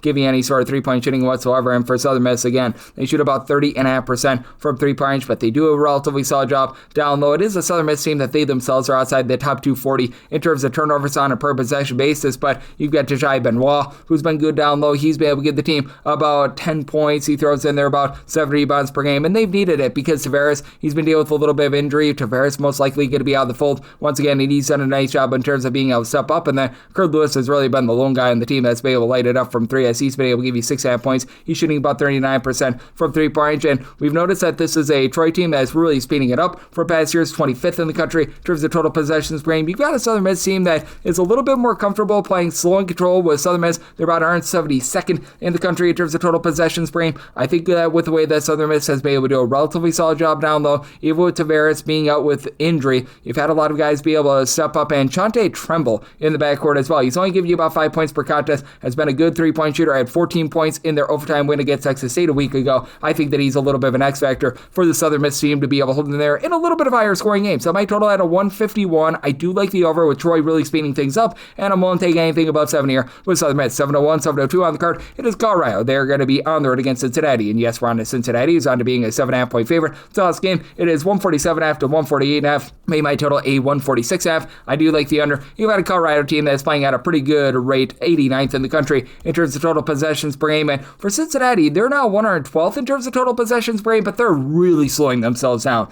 Over their last 5 games, they're playing at a rate of about 6 possessions per game fewer than they did in their first 10 plus games of the season, and for Cincinnati, they've needed to because the offense has been atrocious. So right now, outside the top 240 in terms of points scored on a per possession basis, they're turning the ball over 12.5 times per contest, outside the top 230 in terms of ball security. They shoot 30% from three, actually closer to 31% from three, but that's outside the top 275 nationally. They've been a little bit better ever since they've gotten in there. Chisel James, who's been able to supply the team 11.5 points, 3.3 assists per contest, and Cincinnati's still great with their defense. Top 15 team in terms of rebound percentage, in terms of points allowed on a per possession basis. You've got Mustafa Team, 11.5 points, 6.5 rebounds. Bob Miller, 12.5 points, 10.5 rebounds per contest as well, but where this Colorado team shines is really with their three-point shooting, and while this is a Cincinnati team that is still very strong, and it's not like they're doing a terrible job of being able to guard the three-point arc, they're not as strong with regards to their exterior defense as they are with their interior defense. For Cincinnati, they're about 100th in the country in terms of opponent's three-point shooting percentage.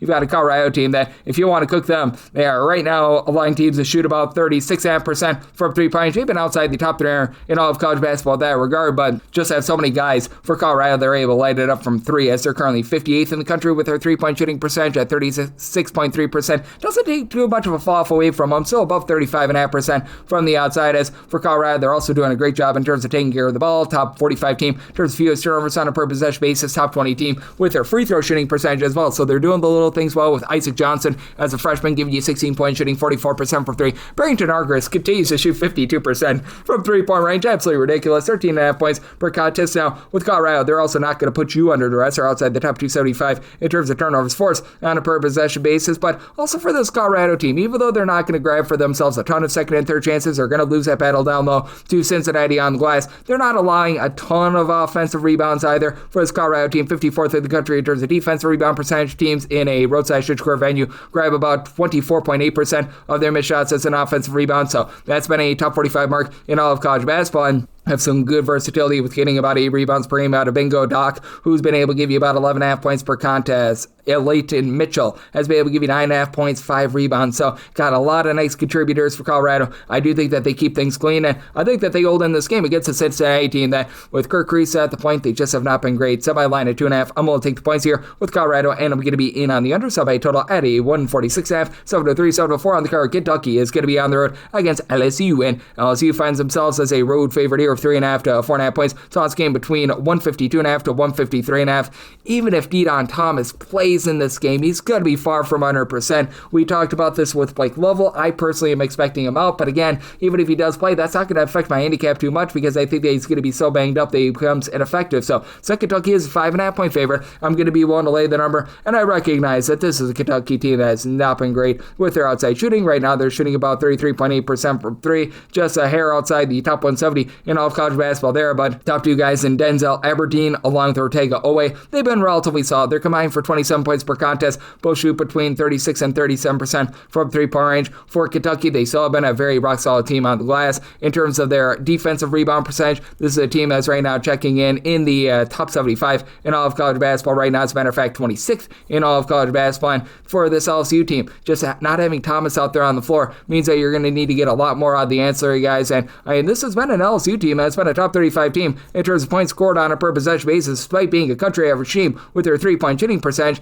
Kentucky's not too far off of that, though. I mean, to the surprise of many people, Kentucky is right now 38th in the country in terms of points scored on a per possession basis, with the likes of Colin Chandler, Malachi Moreno give you combined about 17 points per contest. Moreno is able to give you 7 rebounds per game. Jaden Quanton's coming back, is going to be able to help this team out down low. And while I like the game of Mikel Sutton, he's been able to do a solid job coming over from Omaha for this LSU team. He's right now supplying about 13 points, 8.5 rebounds per game. Just not going to be able to hold up with that size down low. It is an LSU team that's not going to put you under duress either. They're outside the top 10 in terms of turnovers forced on a per possession basis on defense. Top 45 team in terms of the opponent's two-point shooting percentage and their own two-point shooting percentage, with Michael DeWolko give you 15 points, about 6 rebounds per game. But having Jalen Reed out for the rest of the season means that Max McKinnon needs to be a Swiss Army knife. 14.5 points, 2.5 assists, does shoot about 44% from three, but do you think that in the end, the size of Kentucky is going to be able to win out? Kentucky's been playing much more slowly this year in terms of total possessions, bringing 167th, but I do think that they're going to be cranking up that tempo a little bit. Right now for LSU, mid-tempo team at about 151st in terms of total possessions per game. I did set a total here of 155.5. I think that you're close enough for late game following for the over. So in on the over and willing to lay up to 5 here with Kentucky. 7-5, 7-6 on the card. It is Fairfield playing us Manhattan.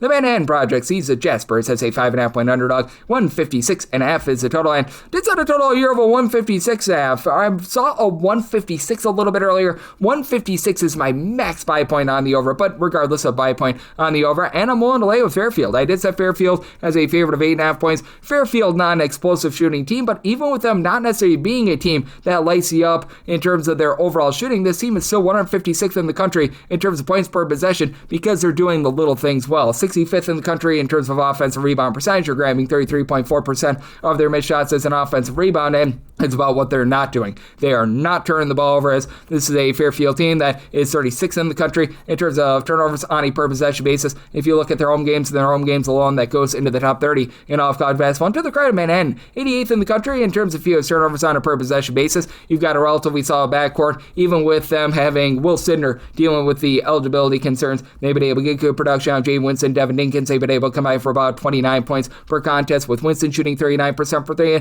And as a whole, they shoot about 34.5% for three-point range, right around country average. Very weak inside. They're outside the top 275 in terms of their two-point shooting percentage, but really the issue that you got for Manhattan, this team is getting absolutely cooked on the glass. They're outside the top 355 in terms of defensive rebound percentage. The defense just has not been great in general. They're not generating turnovers. They are overall 326th in the country in terms of points allowed on a per possession basis, and not to say that Fairfield is anything magnificent. They're 210th in the country in terms of points allowed on a per possession basis, and if you look specifically at their home games, that falls outside the top 260, but you do have a guy in Braden Sparks who is doing a great job in terms of leading the way for this team. For Sparks, he's been the top scorer, being able to supply 18 points, about 2.5 assists per contest, and he shoots 43% for three. The rest of the team, a little bit hit or miss. He's the only other top four scorers that shoots about 32.5% for three, with Cam Estevez starting to come on a little bit when he's been out there. He's been able to shoot about 38% for three. It's dealt with a little bit of injury, and even if he does play in this game, it's probably going to be less than 100%, but even with that, you've got Kevon Wolfinger along with Brandon Benjamin, who've been able to combine for 18.3 rebounds per game. Between the two of them, you're getting about 26 points per contest. With the way that Fairfield is really able to own things down low, and they don't allow opponents to grab second and third chances as well, to think that they get the job done. And in a tight spot for Fairfield, they shoot about 73.9% the free throw line, top 125 mark in all of college basketball. So sub on line at 8.5, one to lay up to you with Fairfield, 156 or less in on the over. 7-7, 7-8 on the card. It is Georgia Tech. They play us Pittsburgh. Pittsburgh finds themselves as a a very slim underdog in a lot of cases of 1 to 1.5 points. So this game 148.5 to 149.5. Pittsburgh actually opened the slight favorite in some spots, but did set Georgia Tech as a 1.5 point favorite. So whether that be them laying a point or them catching a point, I'm going to be in on Georgia Tech as you've got a Pittsburgh team that is looking to play very slow and controlled. They're outside the top 325 in terms of total possessions per game. It's not necessarily led to great defense, though. 147th in the country in terms of points allowed on a per possession basis. Well, you've got a Georgia Tech team that's actually really thrived on defense. 40th in the country in terms of points per possession allowed. Been a little bit more suspect here recently, but they're still a top 35 team in terms of fewest points allowed per possession in their home games, and they go up against a Pittsburgh group that has a pair of guys in Cameron Corn, along with Braden Cummings, who have been able to combine for 26 points per game. And Corn does shoot 39% from three-point range. Overall, it's a Pittsburgh team that does rank in the top 135 with their three-point shooting percentage right around about 34.7%. But they are really allowing things to just manifest themselves from around the outside as they're not generating a lot of turnovers outside the top 250 in terms of turnovers forced on a per possession basis. And that's really been the kryptonite of this Georgia Tech team. This is a Georgia Tech team that does find themselves well outside the top 200 in terms of points scored on a per possession basis, because at home they're outside the top 300 in terms of their ball security. They turn the ball over on darn near 19% of their possessions, but they've shot it relatively okay from three. They're overall shooting 35.4% for three, 99th in the country, and Pittsburgh right now they're allowing teams to shoot 33.5% from the outside. That's right around about country average, but for Georgia Tech, I think a big X factor here is going to be Kawasi Reeves. He's been really their main guy with about 16 points per contest, 4.5 boards. He shoots darn near 40% from three-point range, and then down low they should have an advantage with Mohamed Ciala, Bate, and Ndongo being able to combine for about 15.3 rebounds per game between the two of them. You do get about 22.5 points per contest out of them. They need Cam Kraft to give you a little bit more than 7 points per game. He was a 40% three-point shooter over at Miami of Ohio. Only give you about 33% three-point shooting this season, but this team has been really good with regards to perimeter defense. Teams are shooting less than 30% from three-point range against Georgia Tech, and for this Pittsburgh team, it's one that is very content to go bombs away from three-point range with the fact that they are shooting 35% from three, but do think that in the end with Georgia Tech not necessarily being under too much duress in terms of the turnovers, that they do find a way to get the job done. Georgia Tech is the top 100 team in terms of total possessions per game, but with how slowly Pittsburgh plays, I do think that you get it under here, semi-total 143.5, and with Georgia Tech, whether that be as a 1-point favorite or a 1-point dog, going to be in on them. 709, 710 on the card. Georgia is going to be playing us Ole Miss. Ole Miss is a 10.5 point dog, 158.5 to 159.5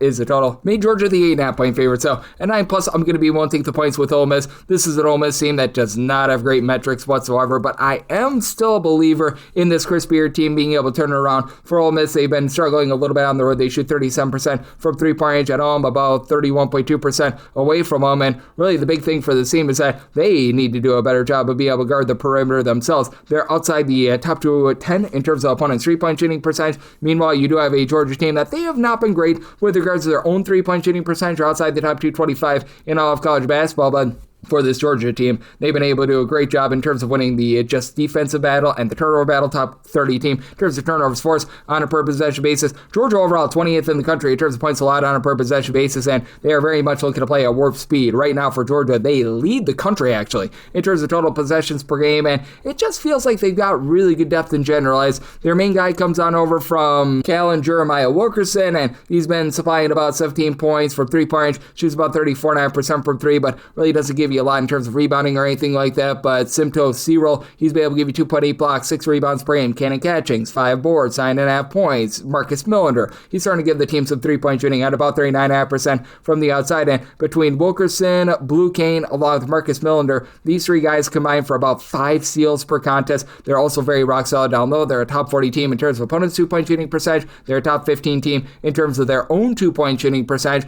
That said, this is also a Georgia team that can be a little bit hit or miss with regards to allowing second and third chances as well. While this is a Georgia team that's a top 40 team in terms of offensive rebound percentage, in terms of percentage of opponents' missed shots that result in an offensive rebound, they are about 248th in all of college basketball. So second chances are to be had here. Ole Miss are more around about 107th with this regard, and for Ole Miss, it's very easy to be pointing fingers at AJ Soares, why this thing has not necessarily been great, as he's been with like 8 different teams in 8 years, but still, he's giving you 12 points per contest. He's up to 40% three-point shooting. Elias Cardine has been able to give you about 11 points, 4 assists per contest. And for Ole Miss, they're still doing a good job taking care of the ball. Top 75 team in terms of fewest turnovers on a per possession basis. They have been, again, very lackadaisical with regards to their three-point shooting defense, and they need to do a better job on the inside. But this is an Ole Miss team that's doing an okay job, not allowing a bunch of second and third chances. Keza Giffa in the backcourt has been able to give you 7.5 points. He shoots over 40% from three-point range, and I do feel like for Ole Miss, they're starting to figure it out a little bit with getting that 76-69 win over Missouri, and I do think that they hold in here against a Georgia team that has not been great with their three-point shooting. I did something total 162.5. I do think that Ole Miss is going to be able to find some good looks from three-point range in an up-tempo game, so in on the over, and I'm willing to take the double figures here with Ole Miss 7-11, 7-12 on the card. St. Peter's is going to be on the road against Quinnipiac. Quinnipiac is an 8 to an 8.5 point favorite. 140.5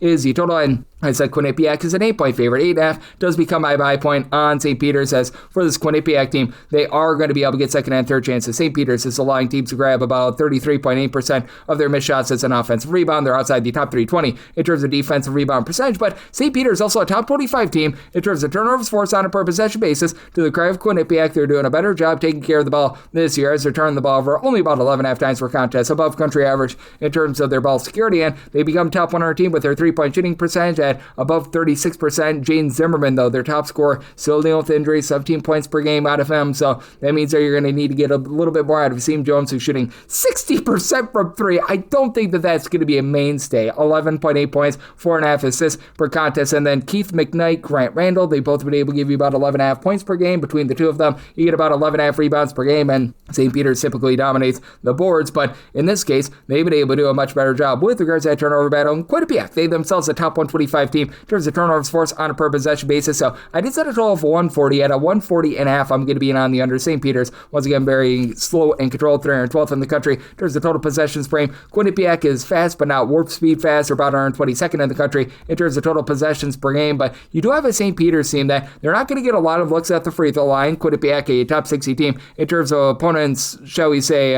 free throw attempts on a per possession basis, but when they get to the free throw line, they shoot 77% while they're there. That's actually a top 35 mark in all of college basketball. And for the St. Peter's team, they've also been a top 85 team with regards to their offensive rebound percentage as well. Brett Blaine has been your main guy with about 15 points. He shoots from 3-point range 37.5% from three. St. Peter's as a whole, they only shoot about 30.5% from 3-point range, and they are outside the top 225 in terms of points scored on a per possession basis, but with the way that they do a great job in terms of being able to generate turnovers, and they'll fail to be able to get those turnovers as they're outside the top 350 in terms of free throw attempts allowed on a per possession basis, but also a top 150 team in terms of opponents' 2-point shooting percentage. TJ Robinson is able to give you 11.5 points, 2.5 assists per contest. Bryce Eaton throws in there 4 assists, a steal, 10.5 points, and you've got a nice 3-point shooter in Eric Morgan Jr., who's been able to shoot about 37% from the outside. I do think that St. Peter's does just enough to be able to hold in there. I do think they get a sloppy, slow down game. So at an 8.5 plus, won't take the points with St. Peter's and made my total of 140. So at the 140.5, I'm in on the under. Sub 13, sub 14 on the card. Canisius plays those to Niagara. Niagara,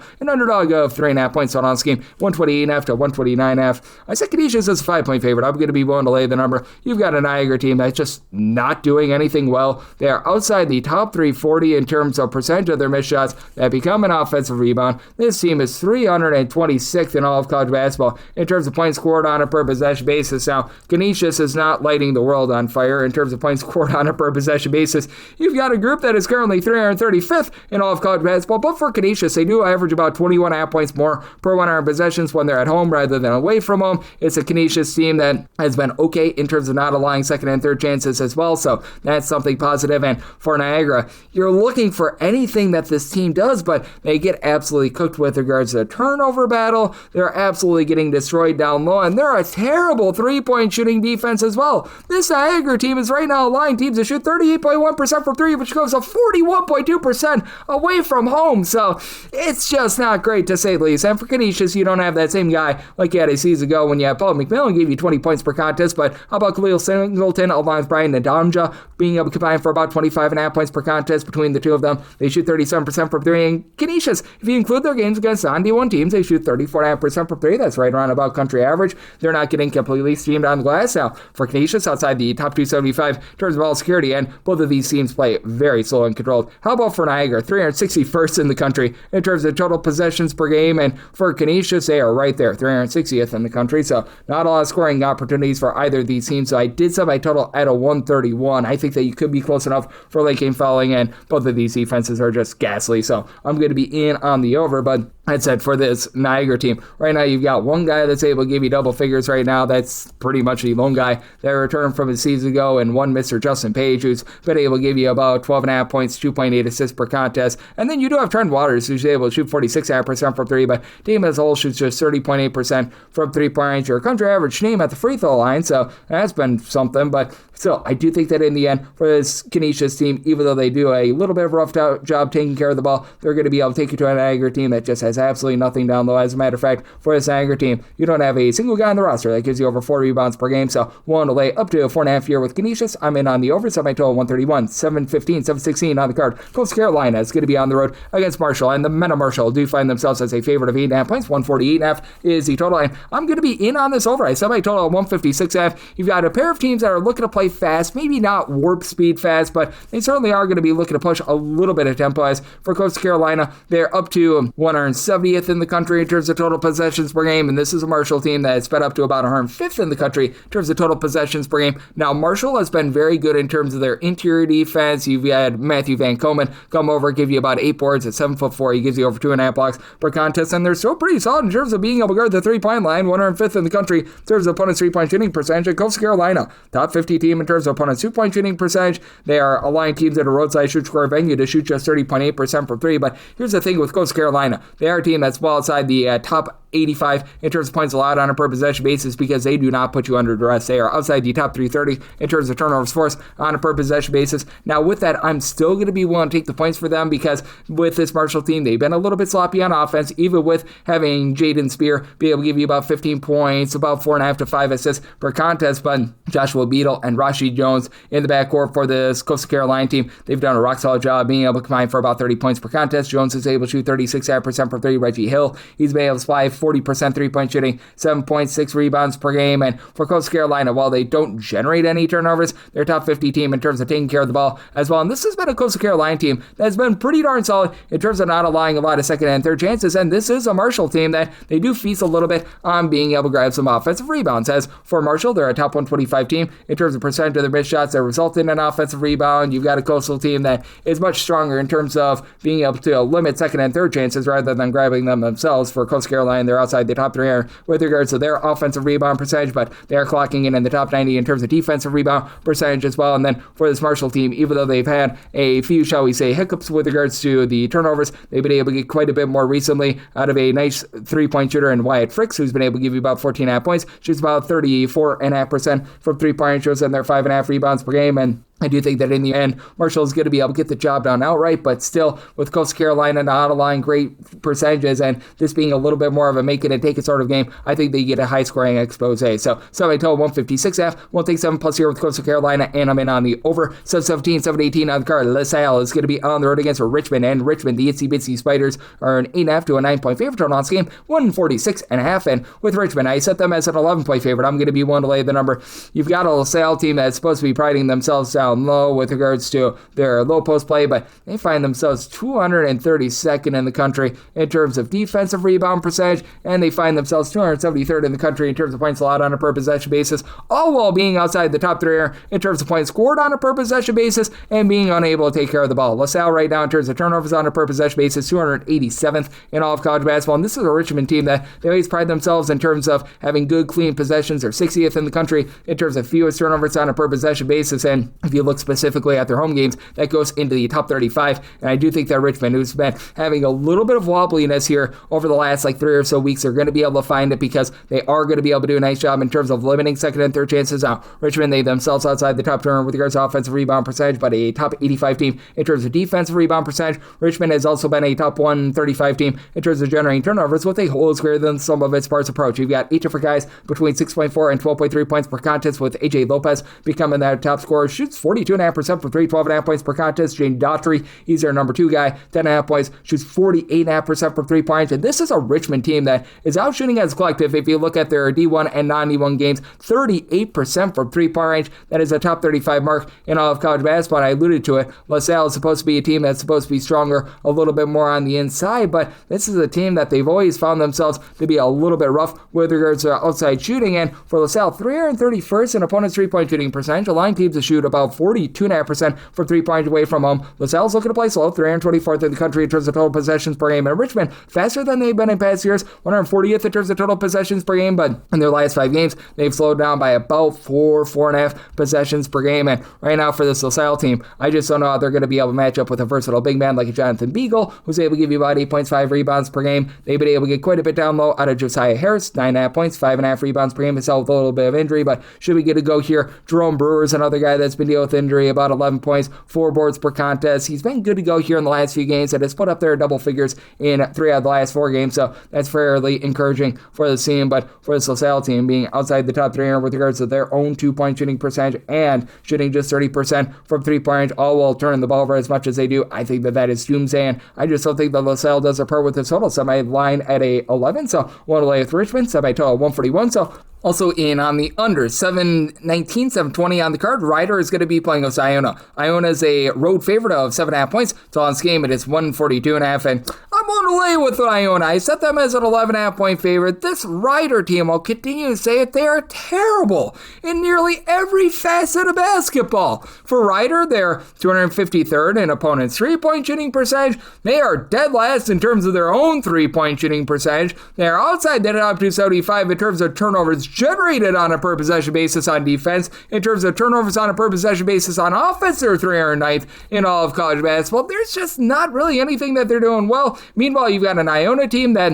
has been a top 85 team in terms of their 3-point shooting percentage defense. Now, the one thing I will say for Ryder is that they're not the world's worst rebounding team, and this is an Iona team that's giving up a lot of second and third chances. Right now for Iona, they're about 151st in the country in terms of defensive rebound percentage. You're really not allowing in there a lot of offensive rebounds for themselves as well, but CJ Anthony should be able to take over this game. Comes over from Cincinnati and has been able to supply the team with 15 points, 5.5 assists per contest. Iona outside the top 200 with regards to their own ball security, but still you've got a lot of guys like a Toby Harris who's able to give you 12 points per contest, shoots 96% the free throw line, 41% from 3-point range. You've had Luke Jungers, who's been dealing with a little bit of injury, shooting about 44% from 3-point range, comes in off the bench. He's rock solid there, and Lamont Salaby has been able to give you 8 rebounds per game. And for Ryder, right now you've got 2 guys that have been able to give you double figures, as Flash Burton, one of the better names in all of college basketball, along with Zion Cruz, have been able to combine for about 24 points per contest, and combined to shoot 25% from 3-point range. That is not tremendous, to say the least. And for Cruz, to his credit, he's been able to give you 13 plus points in 4 of the last 5 games. But who else is going to step up for this team? You've got Caleb Smith, Shamani Fuller, who have been able to combine for about 12.5 rebounds per game between the two of them, 13.5 points per game. But you just take a look up and down the boulevard, and nobody on this roster who has attempted more than 3 threes thus far this season is shooting above 27.3% from 3-point range. You just can't win in this day and age with that, and for Ryder, it's not like their 2-point shooting percentage is any better. Outside the top 325 in all of college basketball, it's a Ryder team that's looking to play very slow and controlled, while you've got an Iona team that looks to push tempo. For Iona, they're about 71st in the country in terms of total possessions per game, and that is 336th in the country. I just don't think that Ryder is going to be able to do their part with this total, and I think that they get lambasted in this game. Semi total 141.5. I'm in on the under, and with Iona, I'm going to be willing to lay up to 11 with them. 721, 722 on the card. Sacred Heart is going to be on the road against Siena. Siena is a 8.5 point favorite total on this game, 142.5 to 143.5. Set a total of a 143.5. So at a 142.5, I'm going to be willing to take a shot on the over. You had a Sacred Heart team that's allowing a lot of second and third chances in games played away from home. They allow opponents to grab about 31.6% of their misses as an offensive rebound. Meanwhile, you've got a Siena team that's been pretty solid on the glass. They are a top 110 team in terms of their defensive rebound percentage. And Siena, you have to feel like there's going to be a little bit of positivity with the fact that they are 342nd with their 3-point shooting percentage at 28.8%. as they also get to go up against a unit that has been well outside the top 275 in terms of opponents' three-point shooting percentage in Sacred Heart. But Sacred Heart, they themselves have been a pretty solid three-point shooting team right now as a collective. They shoot about 34.3% from three-point range, 33.5% away from home, and you have to feel like Anquan Hill, who's been able to give the team about 15.5 points per contest, has been missing for quite a bit of time due to injury, but he's been able to get up back out there in the last few games. He's going to be able to uplift himself after last season. Shot 45% from three, down to about 25% this season. I think that there's going to be a little bit more positivity there. Jan Farrell alongside Ralph Beyer. These two guys combined for 24 points per contest. Both shoot above 43.5% from three-point range. You've been able to get a steal per contest out of Farrell as well. This is a Sacred Heart team, though, that the biggest thing for them, they need to take care of the ball. They have been outside the top 275 in terms of turnovers on a per possession basis, and this is a Siena team that they've been able to do such a great job in so many respects on defense. One of them is being able to generate turnovers, 55th in the country in terms of turnovers forced on a per possession basis, are actually a little bit weaker at home rather than away from home with that regard. But this is also a team that is allowing teams to only shoot about 30.1% from three-point range as well. That actually goes up to about 33% at home, though. And with Siena, you've been able to get really good production this year out of Gavin Doty. He's been able to give you 15.5 points, 6.5 rebounds, shoots about 33% from three-point range. Again, other than Christian Jones, you really don't have anyone on the roster that shoots above 33% from the outside, but Justice Schultz has been able to do a nice job running some good, clean offense. He's been able to give you about 12 points, 4.5 assists per contest, and even though this is a Siena team that's been very suspect with regards to outside shooting, what they've been able to do a good job of is being able to take care of the ball. Top 125 team in terms of fewest turnovers on a per possession basis. In their home games specifically, they've been more in the top 65 with that regard, and I do think that this is going to be a game that is going to be just close enough for late game following. Siena shoots about 72% of the free throw line. That's country average, and I do think that they are going to be able to find some second and third chances. I do think that Siena does find a way to be able to persevere, get the job done here. I set my line at 9.5, so I'm going to be willing to lay up to 9 with Siena. And with regards to total at 143 or less, I like the over. 723, 724 on the card. East Carolina, they're on the road against South Florida. South Florida is a 19.5 point favor. 155.5 to 157 is the total line. With South Florida, made them an 18.5 point favorite. I'm going to be willing to take 19 plus here with East Carolina, and I recognize that East Carolina has been completely awful with their three-point shooting thus far this season. They're doing a little bit of a better job in terms of guarding the perimeter, but they themselves as a collective from three-point range out of 365 teams, they are 364th. They shoot 26.6% from three-point range. Mid-30s in their last 3 games, though, and for East Carolina, you do have a guy that's able to take over a game, and Jordan Riley comes over from Temple at Go Owls, but he's been able to spy this team with 22 points, 5.5 boards, pair of assists per contest, and he's up to shooting 33% from three-point range. He is the lone guy on the roster that's attempted more than 3 threes, that shoots above 31% from 3, but been able to get a little bit of something there. And for East Carolina, one thing that they've been able to do an okay job of is be able to give themselves some second and third chances. They're grabbing about 12.5 offensive rebounds per game. Now, they're missing a lot of shots, so they've got a lot of opportunities to be able to grab those rebounds. About 164th in the country in terms of offensive rebound percentage. And then you've got a South Florida team that they've been able to do a very good job in terms of being able to give themselves a few second and third chances as well. For South Florida, they grab 35.2% of their missed shots as an offensive rebound. That's a top 35 mark in all of college basketball, but this is also a South Florida team that they sort of gamble for turnovers. They're 120th in the country in terms of points per possession allowed. They do give up about 16.5 points fewer per 100 possessions when they are at home rather than away from home, but for the South Florida team, in terms of turnovers forced on a per possession basis, they are a top 50 team in all of college basketball, and you do have to like the fact that Brian Hodgson was able to bring over a lot of his own to be able to really just implement this system. You've got Joseph Pignon, who comes over from Arkansas State, 14 points per contest.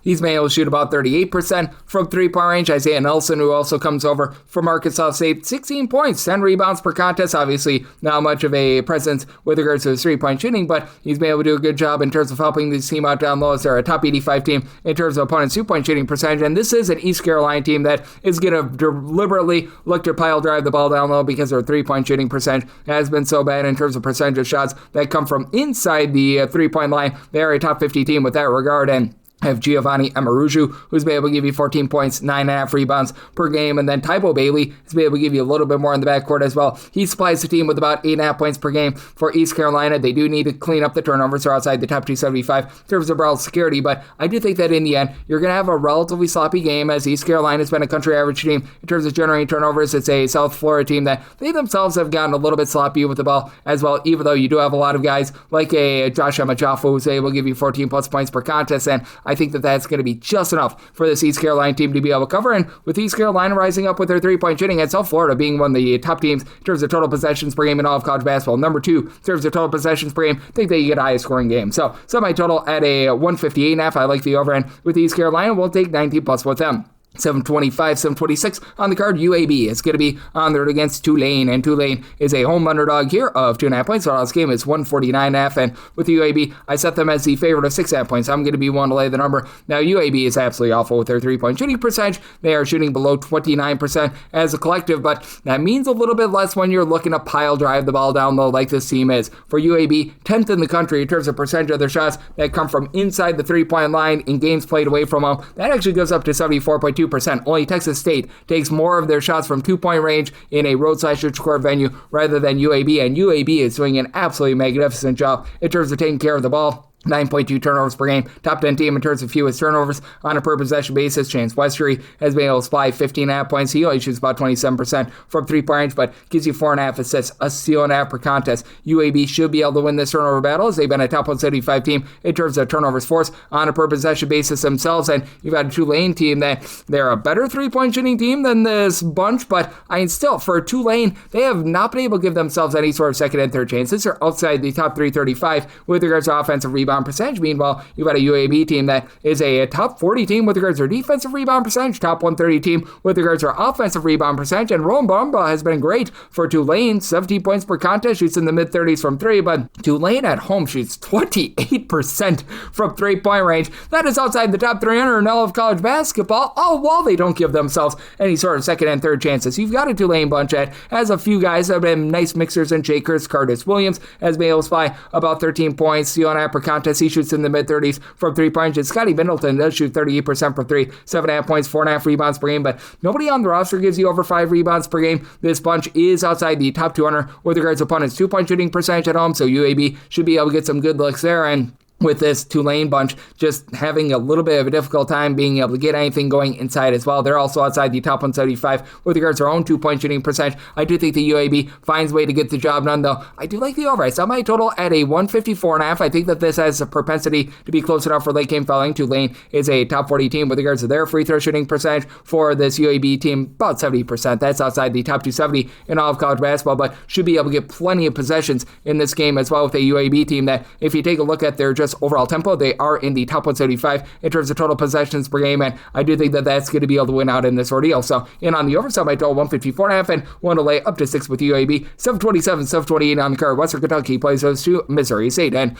Missouri State is an underdog of 6.5 to 7 points. So on this game, you're going to be getting it at a 145.5, and did set my total 151. I like the over, and I fully recognize that you've got a Missouri State team that's not going to be looking to push tempo. Currently, in terms of total possessions per game, they are 275th in the country, but they've been speeding themselves up a little bit more recently. At Western Kentucky, they are looking to play at warp speed. Western Kentucky, 27th in the country in terms of total possessions per game, and for Western Kentucky, could only set them as a 5-point favorite. I'm going to be willing to take the points, mainly because Western Kentucky has been dealing with a whole bunch of injuries. Brian Salbungwe, who is really doing a nice job supplying the team with over 6 rebounds per game, he's right now dealing with a little bit of injury. Tegan Moore is able to give you more, 17 points, 6 boards, 2.5 assists, shoots in the mid-30s from 3-point range. Grant Newell, along with Armello Boone, these two guys combined for about 22.5 points per contest, but Terry Mardu has been dealing with an injury for about half the season, one of their main facilitators. You've been having Cade Unseld be able to give you about mid-30s 3-point shooting. He's been able to give you a little bit of this and that, but he's been dealing with injury as well. So it's a pretty banged up bunch right now for this Western Kentucky team as well. Their numbers are warped by the fact that they played against a few non-Division I teams that really made them look a little bit better than what they are, as this has been a team that has been giving up some pretty open looks from 3-point range. And for Missouri State, I do think that there's going to be a little bit of positivity with their 3-point shooting, as right now for Western Kentucky, 255th in the country in terms of opponents' 3-point shooting percentage. And Missouri State, with largely the same core of guys from a season ago, they were shooting last year from 3-point range about 36%. That's down to 30.4% this year. That actually goes up to about 32.5% away from home. But I think that there's going to be a lot of positivity here for this bunch from the outside. They've also been able to clean up the turnovers. They're now a top 150 team in terms of their ball security. Keith Pollock has been your main guy, 17.5 points, 7 boards. He doesn't shoot it well from 3, but Kobe Williams, he's been able to shoot 38% for 3, 14 points per contest. You've had Michael Osi-Bonoso be able to give you 13 points, about 7 rebounds per game. Amar Kuljovic being out with injuries hurt the team, but Jackson King, he's able to give you 9 points. His 24% 3-point shooting should see a nice come up, and for this Missouri State team. They've been a top 175 team in terms of both opponents' 2-point and 3-point shooting percentage, and I do think that Missouri State is going to do a nice job in terms of being able to find a way to be able to grab some second and third chances against a Western Kentucky team that's been a little bit more fragile down low. For Missouri State, they are currently about 213th of the country in terms of percentage of the missed shots. They result in an offensive rebound. Western Kentucky more in that neighborhood, about 113th, and I do think that the second and third chances are going to be able to help you out with regards to this overend. With Missouri State going up against a banged up Western Kentucky bunch, I think that they hold in there. Semi-total at a 151, so I like the over, and I like anything above 5 points here with Missouri State. 729, 730 on the card. Middle Tennessee is going to be on the road against Louisiana Tech. Louisiana Tech, a home underdog of 3.5 to 4 points. 129.5 is the total, and for Middle Tennessee, set them as a 3.5 point favorite, so 4+ is my buy point on Louisiana Tech. You got a pair of teams that are really not going to be looking to push too much tempo for Middle Tennessee. In terms of total possessions per game, it's just a hair outside the top 235. Meanwhile, Louisiana Tech, bottom 10 team in all of college basketball in terms of total possessions per game, and neither of these teams are really going to be able to get a lot of good looks from three-point range. Middle Tennessee has been one of the best three-point shooting defenses in all of college basketball. Meanwhile, you've got a Louisiana Tech team that they're allowing teams to shoot less than 30.5% from three-point range, and they themselves shoot 26.9% from three-point range, 363rd in all of college basketball. Now, I will say, Louisiana Tech shoots 19.1% from three-point range away from home, closer to about 33.5% at home. I think that is going to iron out a little bit more, but for Louisiana Tech, even though they lost the last time they played against Middle Tennessee, that was about a week or two ago, by a count of 88-51, I think that they do a better job of holding in here, as you've got AJ Bates, DJ Turn It Up Ugly, who've been able to combine for 23.8 points per contest. These two guys actually combined to shoot about 39% from three-point. You've got a Louisiana Tech team that has been very rock solid on the glass. They are a top 55 team in terms of percentage of their missed shots that result in an offensive rebound. They're a top 65 team in terms of block shot rate on defense as well, with having Melon Martinez be able to give you only about 3.5 points per contest, but he gives you over a little bit over a block per contest as well. He was dealing with an injury towards the beginning part of the season. He's come back. He's been able to do a relatively solid job in terms of giving you some nice little post presence. And for this Middle Tennessee team, not necessarily a team that's going to be overly imposing down low. For Middle Tennessee, they find themselves outside the top 175 in terms of rebound percentages. Your main guy, Torrey Olson, has been able to give you 12.7.5 boards. Does provide a block per contest, but not going to give you any sort of stretchability. For Middle Tennessee, they do find themselves outside the top 150 with regards to their own 3-point and 2-point shooting percentages as well, and Middle Tennessee just really struggles to be able to get to the free throw line. They're a bottom 50 team in terms of free throws attempted on a per possession basis. Now, again, Middle Tennessee is doing a tremendous job in terms of not allowing good shots from three-point range or anything like that, but if you look at this Louisiana Tech team, they're very much looking to pile drive the ball down low. 66.6% of their shots come from inside the three-point line. That is a top 60 mark in all of college basketball. I do think that this is going to be a grimy, slow, controlled game, but I think that Louisiana Tech, unlike the first time around, they're able to hold in there, and I did set a total of 131.5 with Louisiana Tech shooting it much better from three-point range at home, so we'll take a shot on this 129.5 over, and at 4+, taking the points with Louisiana Tech. 731, 732 on the card. Wyoming plays host to San Diego State. San Diego State is a 1.5 to a 2.5 point road favorite. Total on this game is 149.5 to a 150, and made a total of a 144. I like the under. Now, if you look at total possessions per game for San Diego State, they're right now checking in 58th in all of college basketball, but they play at a rate of about 6.5 possessions per game more at home rather than away from home. And that makes sense because they played a triple overtime game at home against Boise State, a double overtime game against Troy. You iron those out, and that makes this more of a country average team in terms of total possessions per game. Meanwhile, Wyoming, they're playing at a rate about 6 possessions per game slower over their last 3 games, and for Wyoming, this is a little bit more akin to the style that we saw in conference play last season. And for Wyoming, they're a team that's relatively solid in terms of generating turnovers. They're not on par with San Diego State. San Diego State is right now 22nd in the country in terms of turnovers forced on a per possession basis. Wyoming more in the neighborhood, about 99th. But Wyoming is doing a pretty solid job in terms of executing on offense, and they've been able to do a good job on the glass as well. That's going to be their big advantage. This Wyoming team is a top 75 team in terms of overall rebound percentage, despite the fact that they only have one guy on the roster. That'd be Nasir Meyer, 13.5 points, 5 boards, 2.5 assists per contest, give you over 5 rebounds per game. But Caden Bennett has been rock solid with about 9.5 points, 4.8 boards. With Meyer and Bennett, they both give you about 2.5 assists per game. Leland Walker comes over from Eastern Kentucky, 14.5 points, 3.5 assists. And for Wyoming, overall, they shoot about 34.7% from three-point range, and San Diego State has been a top 35 team with their three-point shooting percentage just a hair above 37%, but for Wyoming, they don't allow you to be able to get good looks from three-point range at home. They're allowing teams at home to shoot only about 30.8% from three-point range. I think that the elevation is really going to get to San Diego State here. You've had BJ Turner up Davis along with Reese Dixon Waters be able to combine for about 23.5 points per contest, and Davis shoots 43.5% from three-point range. Magoon Gwath is actually shooting, and I'm not even kidding here, 58% from three-point range, 10 points, 4.5 boards for a 7-footer. That's just absolutely remarkable, and this is one of the better shot blocking teams in all of college basketball. Farrell Compton also being able to give you about 8.5 points block per contest as well, but I do think that with this being one of the best home court advantages in all of college basketball, in my opinion, that Wyoming has, and this being a San Diego State team that has been relatively pedestrian with regards to their interior offense. They're outside the top 140 with regards to their own two-point shooting percentage, and Wyoming being as strong as they are down low. I do think that Wyoming gets the job done at home in a game that gets slowed down. Set my line at 2. I like Wyoming on the money line, and I'm in on the under. I set my total at a 144.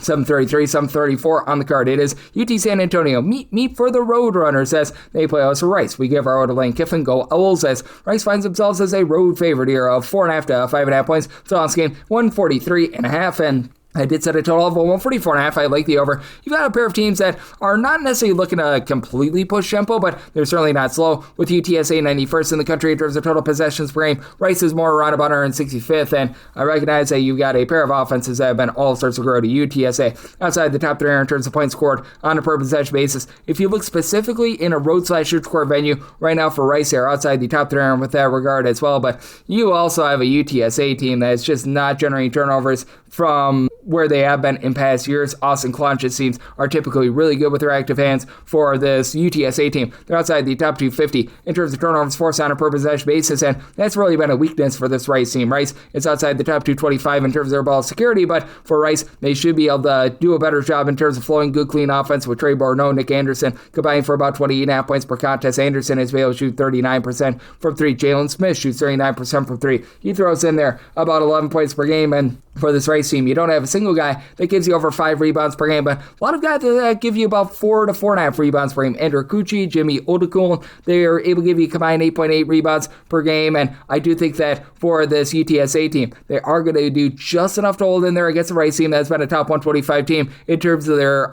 offensive rebound percentage of their missed shots that result in an offensive rebound, because for this Rice team in a nip and tuck spot, they shoot less than 69% at the free throw line. They're outside the top 270 with that regard, and while this UTSA team is not doing a whole heck of a lot right, and they've only got one guy that's able to give you double figures, that'd be Jameer Simpson, 16.5 points, 4.5 boards. He shoots about 34.5% from three-point range. This has been a UTSA team that has been relatively okay in terms of guarding the three-point line, country average team in terms of opponents' three-point shooting percentage. UTSA is getting worked on the glass, but they themselves are a top 200 team with regards to offensive rebound percentage, with having Caden Rayfield, who's been able to supply 7.5 points, right around about 6 boards per contest. Babakar Njai has been able to give you about 5 rebounds per game as well. Even Matteo Kofi has been able to give you about 5 boards per game as well. And with this Rice team struggling as much as they are away from home, and UTSA, well, it's been a disaster class for them in general, I do think that they are going to be able to hold in there, and I do think that you get a little bit more clean offense out of this UTSA team as well. So I did set my total out of 144.5. I think that you get some late game following, so like the over, and I'm going to take 5+ here with meet the UTSA Roadrunners. 735, 736. Drake is going to be on the road against Southern Illinois. Southern Illinois finds themselves as a favorite here. You're going to be laying anywhere between 5.5 to 6 points. So on this game, 147.5. Did set my total 145. I like the under. You've got a Drake team that's very much looking to play slow. They're about to earn 85th in the country in terms of total possessions per game. Southern Illinois, they're looking to speed things up. 56th in the country in terms of total possessions per game. And for this Southern Illinois team, they just have not been able to find anything with regards to their perimeter offense. As right now, they're 221st in the country in terms of points scored on a per possession basis.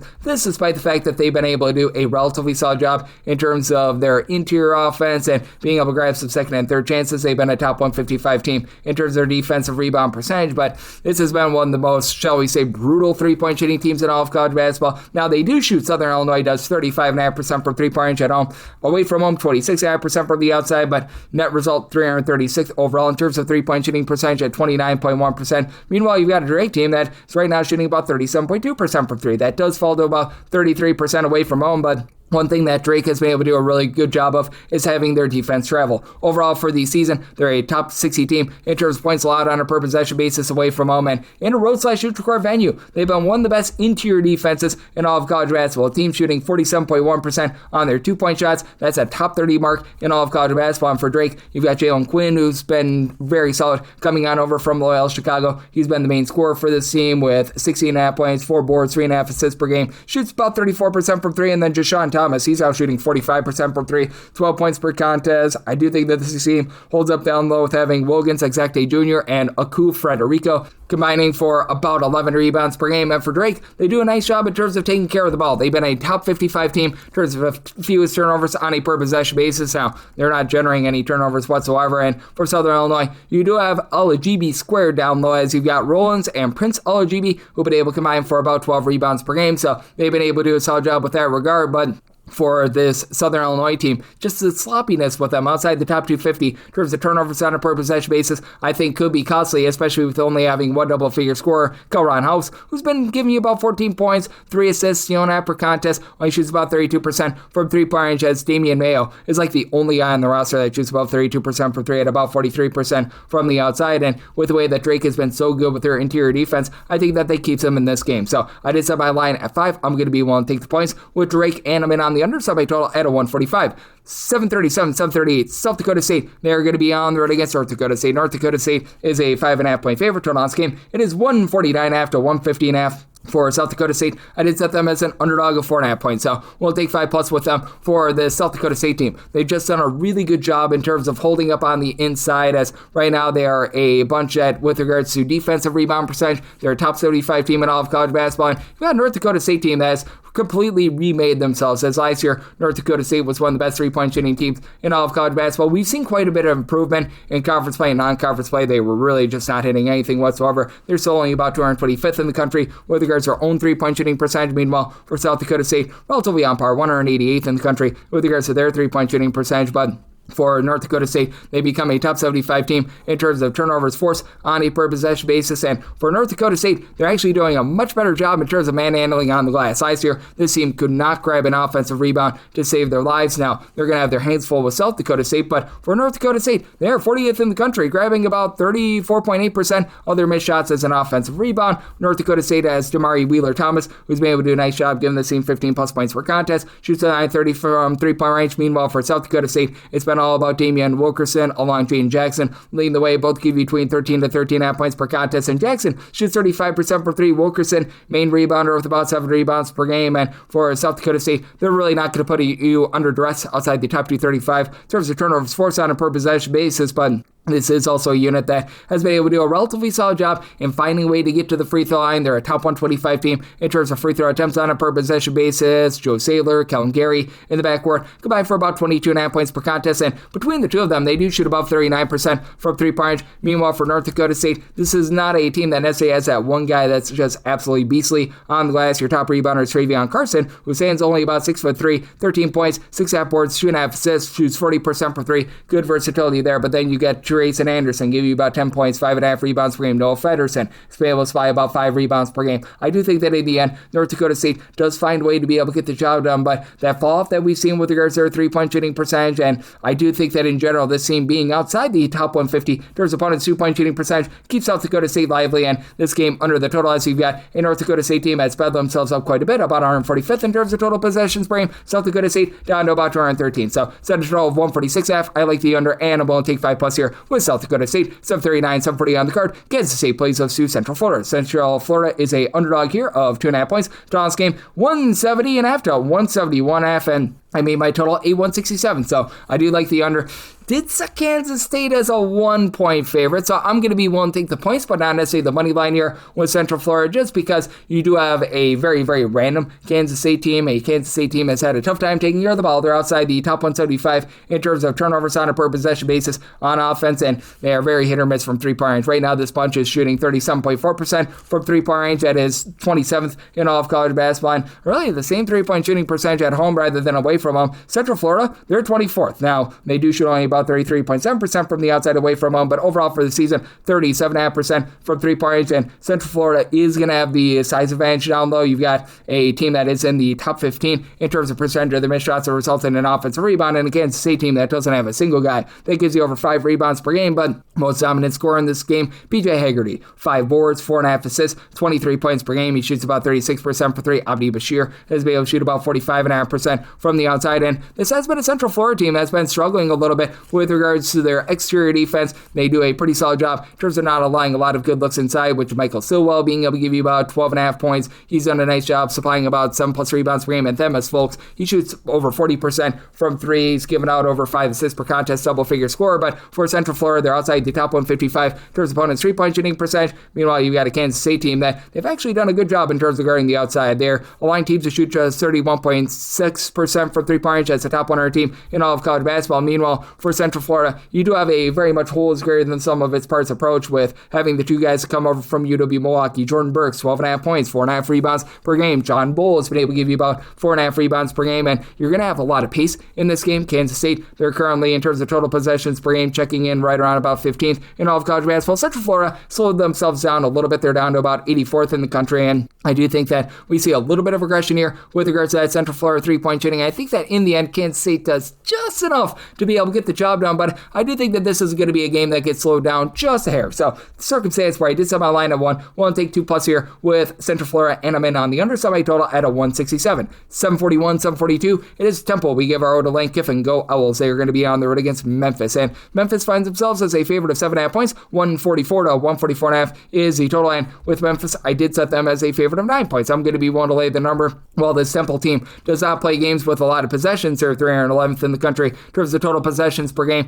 They do play games that have a lot of points up on the board because they make the most out of their possessions. For Temple, they're currently a top 10 team in terms of fewest turnovers on a per possession basis on offense.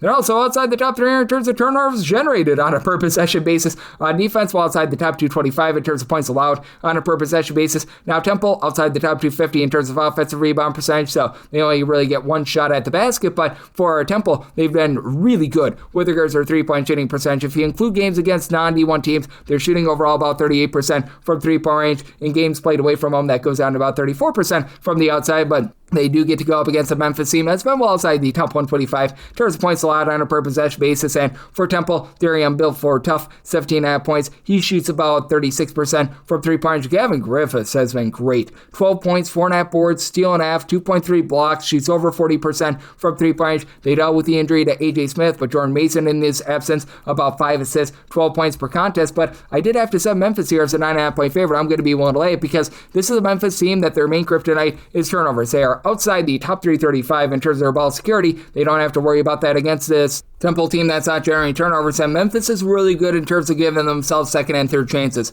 They are 45th in the country in terms of offensive rebound percentage, pulling in about 34.3% of their missed shots as an offensive rebound, and the metrics for Memphis overall are not great. They're well outside the top 100 in terms of both points scored and points allowed on a per possession basis, and they're even outside the top 250 in terms of their own 2-point shooting percentage. But keep in mind the injuries that this team has had. Curtis Givens missed 5 games earlier on during the season. Hassan Abdul-Hakim, he missed 6 games earlier during the campaign. Julius Threadford has dealt with a little bit of injury, so it's been up and down, and Aaron Bradshaw has just been relatively inconsistent, I think is the best way of putting it with him, but he does shoot about 36% from 3 as a true 7-footer with about 8.5 points per contest. Doug McDaniel's actually been your lone double-figure scorer. 5 assists, 2.5 steals, 14.5 points per contest, shoots 37% from 3-point range, and Threadford has been able to give you about 41.5% 3-point shooting. Curtis Givens shoots about 39.5% from 3-point range, and with the way that they're able to generate second and third chances, I do think that that's going to be able to win out in this ordeal. And you do have a Temple team that has actually been able to do a solid job in terms of not allowing a ton of second and third chances, but this is also a Temple team that will give you some relatively good looks from 3-point range. Right now for Temple, they allow teams away from home to shoot about 36.5% from 3-point range, with Memphis being about 70th in terms of total possessions per game. Do think that you get a nice up and down game. So I did set my total at a 153, like the over, and with Memphis, we'll lay up to 8.5 with them. 743, 744 on the card. It is Fordham, and they're going to be on the road against St. Louis. St. Louis is a favorite of 19.5 points. 140 148.5 to 149.5 is the total, and I saw my total 144.5. I like the under. For Fordham, they're about 362nd/363rd, depending upon the Tuesday results, in terms of total possessions per game. Super duper slow team.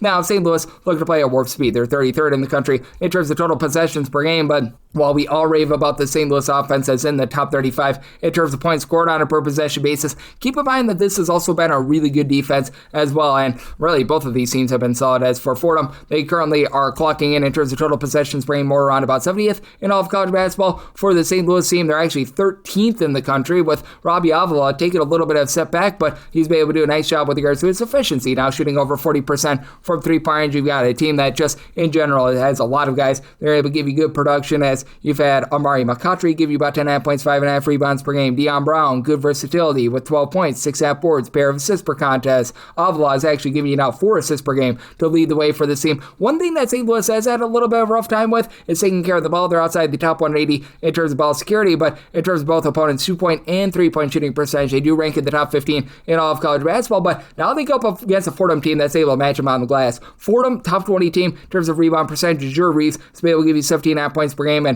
for Fordham, their kryptonite is 3-point shooting. This team is outside the top 300 with shooting 30.2% from 3-point range, but they dominate the boards. It's a Fordham team that's not really going to generate a lot of turnovers. They're outside the top 200 with that regard, but they've also been a bunch that has been able to be very strong on the interior. They're a top 45 team in terms of opponents' 2-point shooting percentage. They don't get any sort of free throws. Fordham outside the top 300 in terms of free throws on a per possession basis. Top 50 team in terms of not allowing you to get to the free throw line as well. So I do think that you're in for just a slog of a game. Riquez Schulte has been able to give you about 10 boards, 12 points per game. You've had Christian Henry throwing there about 5.5 assists per contest, and I think that Fordham gets their slow style. That'll also be able to hold within the number. Still think that St. Louis wins this game comfortably. I set them as a 16.5 point favorite, but you're a 19 plus. Take the points with Fordham. I like the under, set my total 144.5. 745, 746 on the card. Louisiana is going to be on the road against Texas State. Texas State is doing more than the Texas 2 step. They are doing the 9 to 9.5 point step. They're between 9 and 9.5 point favorites. 131.5 to 132.5 is the total, and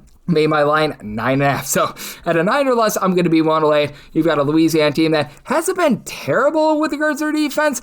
I'm trying to be as complimentary as I can because this is an absolutely awful offense. This offense, in terms of points scored on a per possession basis, they are well outside the top 300 with that regard. But you do have a Louisiana team that I do think is going to be able to give you a little bit of something on glass. As for Louisiana, in terms of points allowed on a per possession basis, they've been a little bit better with that regard as well in terms of points allowed per possession.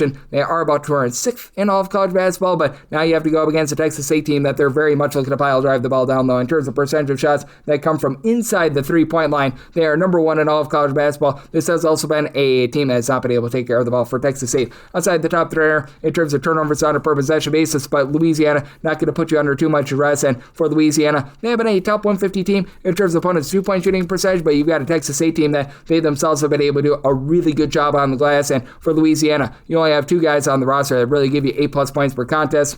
They lost their top scorer in Jamarian Keller after about 3 games this season, so they've been looking to Jackson Oliveira, who's been able to give you about 12 points, pair of assists per contest, headline the offense, and then you've got Dorian Finster, who's been able to throw in there about 14 points. Now, I will say that their top 75 recruit in Josh Lewis, he's up to about 8 points per contest. He's been a little bit better, but this team is outside the top 275 with their 3-point shooting percentage. They're outside the top 300 in terms of their 2-point shooting percentage as well. They're not grabbing a lot of second and third chances, and on the flip side of things, while Texas State does have a little bit of tough time taking care of the ball, they've been able to get quite a bit out of their backcourt with Mark Drone being able to throw in there about 13.5 points per contest along DJ Hall, and with DJ Hall, he's able to give you 7.5 boards, 2.5 assists per contest. Caden Gums, he's thrown in there 8 points and does shoot 40% from 3-point range for the Texas State team. While it is a team that's not looking to necessarily go bombs away from 3, they do shoot a little bit over 32% from 3-point range, so they haven't been too bad with that regard. And I do think that with Texas State being as strong as they are in terms of guarding things inside, they've been a top 175 team in terms of opponents' 2-point shooting percentage. They've been a top 100 team with regards to rebound percentage, and they also are a top 50 team with regards to turnovers per possession. It becomes a slog of a game that they pull out. I'm willing to lay up to 9 here with Texas State in on the under. I set my total at a 127.5. 747, 748 on the card. UCLA is going to be on the road against Penn State, and Penn State is a home underdog of 3.5 to 4.5 points. 151.5 is the total, and I made a total of a 144.5. I do like the under with this Penn State group. They're looking to play at a pretty slow and controlled pace. In terms of total possessions per game, they are checking in right around about 269th in the country. UCLA a little bit faster, but they're not going to be playing at any sort of a rapid pace as well. About 245th in the country in terms of total possessions per game, and both of these teams have been very solid in terms of the turnover front. You've got a Penn State team that does find themselves in the top 50 in terms of turnovers forced on a per possession basis, and for UCLA, ever since Mick Cronin has taken over, they've been really good in terms of being able to generate turnovers themselves, so they're 34th in the country with this regard. Now, Penn State, top 15 team in terms of fewest turnovers on a per possession basis on offense, but they're not necessarily doing the world's greatest job in terms of being able to execute on offense. You do have Freddie De Leon, who's been able to come on very strong, 15 points, 2.5 assists. He shoots about 34% from 3-point, but country average team shooting about 33.5% from 3, just inside the top 100 with regards to their 2-point shooting percentage, and they have been outside the top 175 in terms of offensive rebound percentage. You don't have a single guy in the roster that gives you over 4.1 rebounds per game, with having Ivan Jurcic be able to give you about 4.1 boards, 9 points per game. He has been their top rebounder, so I do think that UCLA is going to be able to dominate things down low. As you've got Tether Billadu, who's got very good versatility at about 6'9", 5 boards, 17.5 points, had dealt with a little bit of injury, but he's back and he's shooting 40% from 3-point. For UCLA, if they do find themselves in a tight spot, out their top 6 scorers, all but one of them, do shoot at least 76.3% at the free throw line as well. You've got the Daily Show, Eric Daly, who's really seen a fall off with his 3-point shooting, but still gives you about 11.6 rebounds per game. Sky Clark shoots 48.5% from 3, supplying 13.5 points per game. And Donovan Den, no 3-point shooting whatsoever, but 6.5 assists, fewer than 2.5 turnovers per game. I think that he's going to be able to keep things clean in this spot, and this has been a UCLA team that's been good in terms of their 3-point shooting defense as well. Teams shoot just 30% from the outside against them, and I do think that you're going to have a very slow and controlled game. Semi-total 144.5, like the under, and with UCLA, I'm all to lay up to 6 with them. 749, 750 on the card. Illinois is going to be on the road against Northwestern, and Northwestern, a home underdog of 9 to 9.5 points on this game. It is 152.5, and set a total of 150.5. I like the under. You don't have these teams really playing at a rapid pace.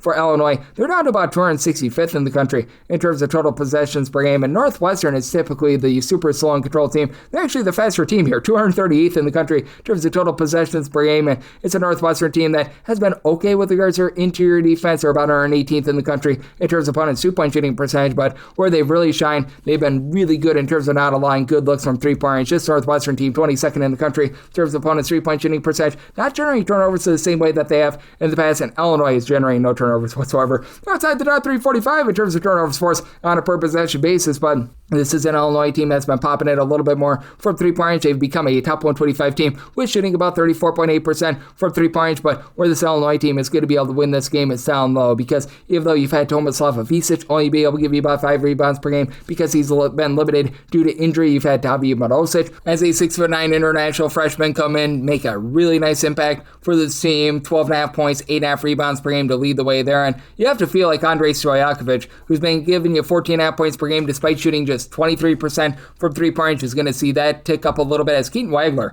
has actually been your main man from the outside, shooting about 41.5% from 3-point range, but at 9+, I am willing to take the points with Northwestern, even though they're not generating the same amount of turnovers as they have in the past, as you've been able to get really good production out of their main guy in Nick Martinelli, 24 points, 7 boards from 3-point range. He shoots 52% from 3. Rest of the team, they shoot less than 30% from 3. As a collective, they shoot 30.9% from the outside, but Arrington Page, along Jaden Reed, combined for about 25 points per game. Page is able to give you about 6 rebounds per game. Northwestern is going to get blown off the glass. They're outside the top 225 in terms of their overall rebound percentage, but for Northwestern, they've also been a top 85 team with regards to their own 2-point shooting percentage. And if you take a look at the home and road splits for Northwestern with regards to their offense, they're just such a better team. In Evanston, being able to supply over 17 points more per 100 possessions at home rather than in a road/shoot-score venue, and this is an Illinois team that's still a little bit suspect with regards to their overall shooting, and I think that is going to be just enough for this Northwestern team to be able to hold in this game. And for Northwestern, 8.4 turnovers per game, that's the fewest in all of college basketball, so semi-line at 8.5, I'm willing to take 9+ here with Northwestern, and in on that under, I set my total at a 150.5,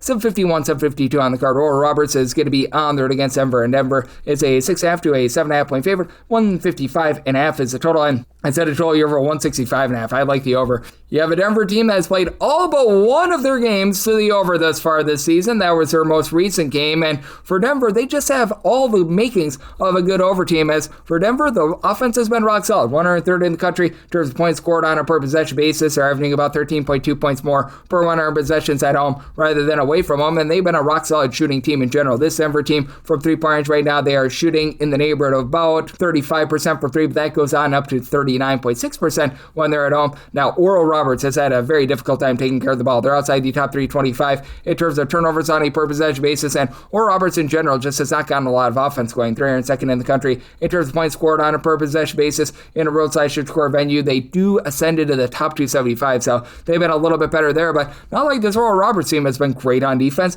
They're 309th in the country in terms of points allowed on a per possession basis, and Denver is just getting cooked.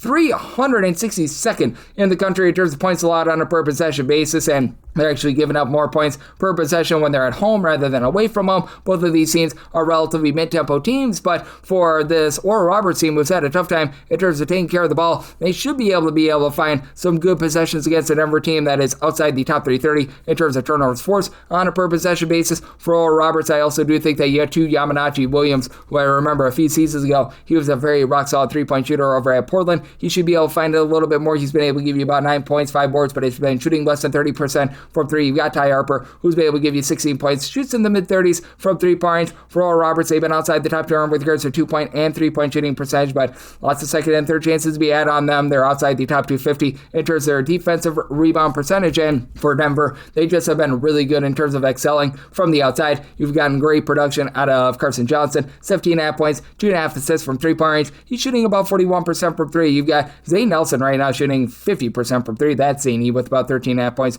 per game. Jeremiah Burke is able to supply about 15.5 points per game, and Denver, they themselves are outside the top 250 in terms of defensive rebound percentage. They're allowing teams to shoot over 39% from three-point. I think that you get a nice expose of threes here with Oral Roberts. I think that they're able to take better care of the ball, and that helps them hold into this game. So I did set my line at a 7.5. Right now at the 6.5, 7. That's my max lay on Denver. If you find yourself in a late game fouling situation, Denver shoots 77.3% of the free throw line. That's a top 30 mark in all of college basketball. So I think that that's going to be just enough for them to be able to cover. So I'm going to be willing to take a shot on the over and lay up to 7 here with Denver. 753, 754 on the card. Virginia Tech, they are on the road against SMU, and SMU finds themselves as a mid-tier favorite here of 6.5 to 7.5 points. 157.5 to 158.5 is the total, and I set my total at a 161. I like the over. Got a Virginia Tech team that's looking to push some pace. They're 87th in the country in terms of total possessions per game. SMU, they're playing at warp speed. They are 22nd in the country in terms of total possessions per game. And for Virginia Tech, defense has been relatively okay. 89th in the country in terms of points allowed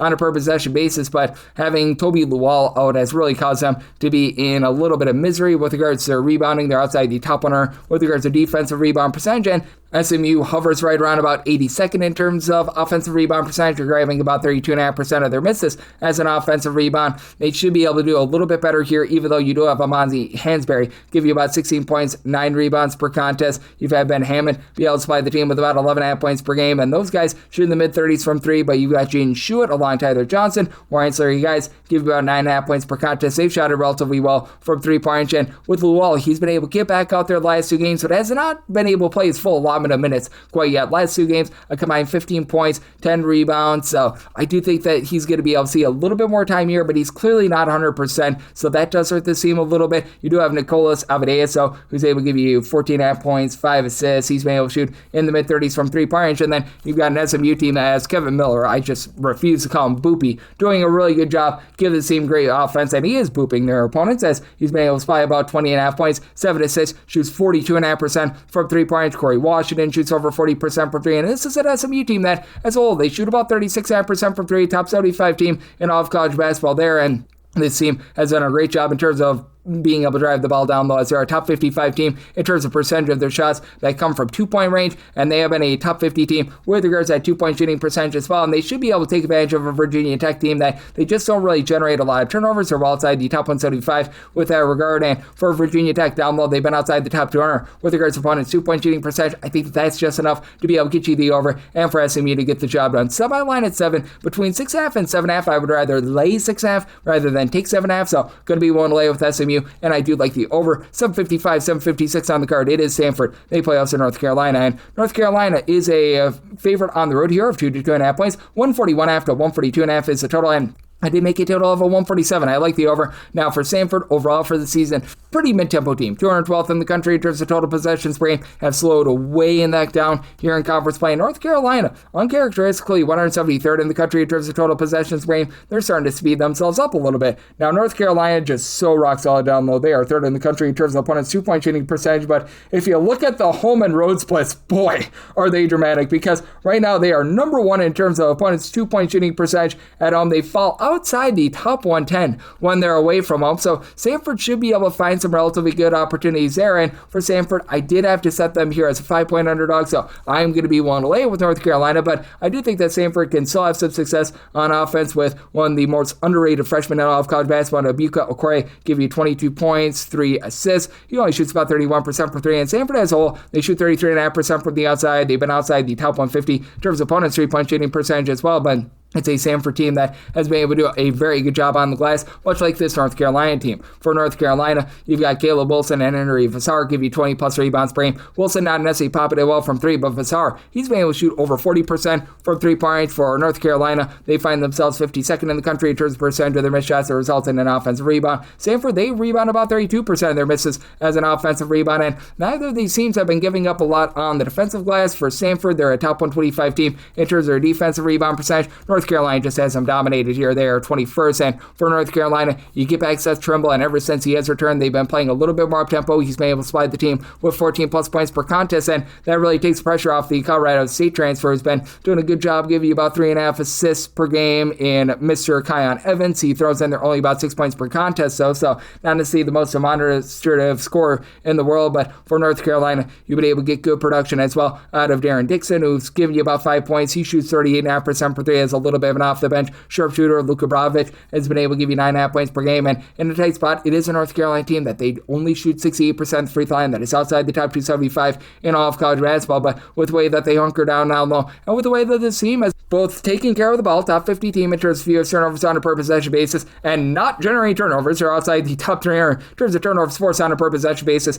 That should help you out with enough clean possessions for the over. So semi-total 147, I like the over, and I'm willing to lay up to 4.5 here with North Carolina. 757, 758 on the card. Utah is going to be on the road against Texas Tech, and Texas Tech, a 17.5 point favorite, 160 to 160.5 is a total, and made a total of a 162. So I do like the over. This Utah team is playing fast, but they're not playing like super aggressively fast. 83rd in the country in terms of total possessions per game. Meanwhile, you got a Texas Tech team that's more mid-tempo this year. They're about 183rd in terms of total possessions per game, and Texas Tech, uncharacteristically, is giving up quite a few second and third chances. They are allowing teams to grab about 28% of their missed shots as an offensive rebound. This is despite the fact that they've got one of the best low post presence in all of college basketball in JT Toppin. Toppin, 20.5 points, 11 boards, pair of assists per contest, despite not being a guy that really pops him from 3. He makes such a big impact on the game. And then you do have your good outside shooters like Donovan Atwell, Christian Anderson, shooting between 41.5 to 42% from 3 points. Anderson has been able to give you about 7 assists per contest. Juwan Watts is able to give you 13 points, 6.5 rebounds per game. But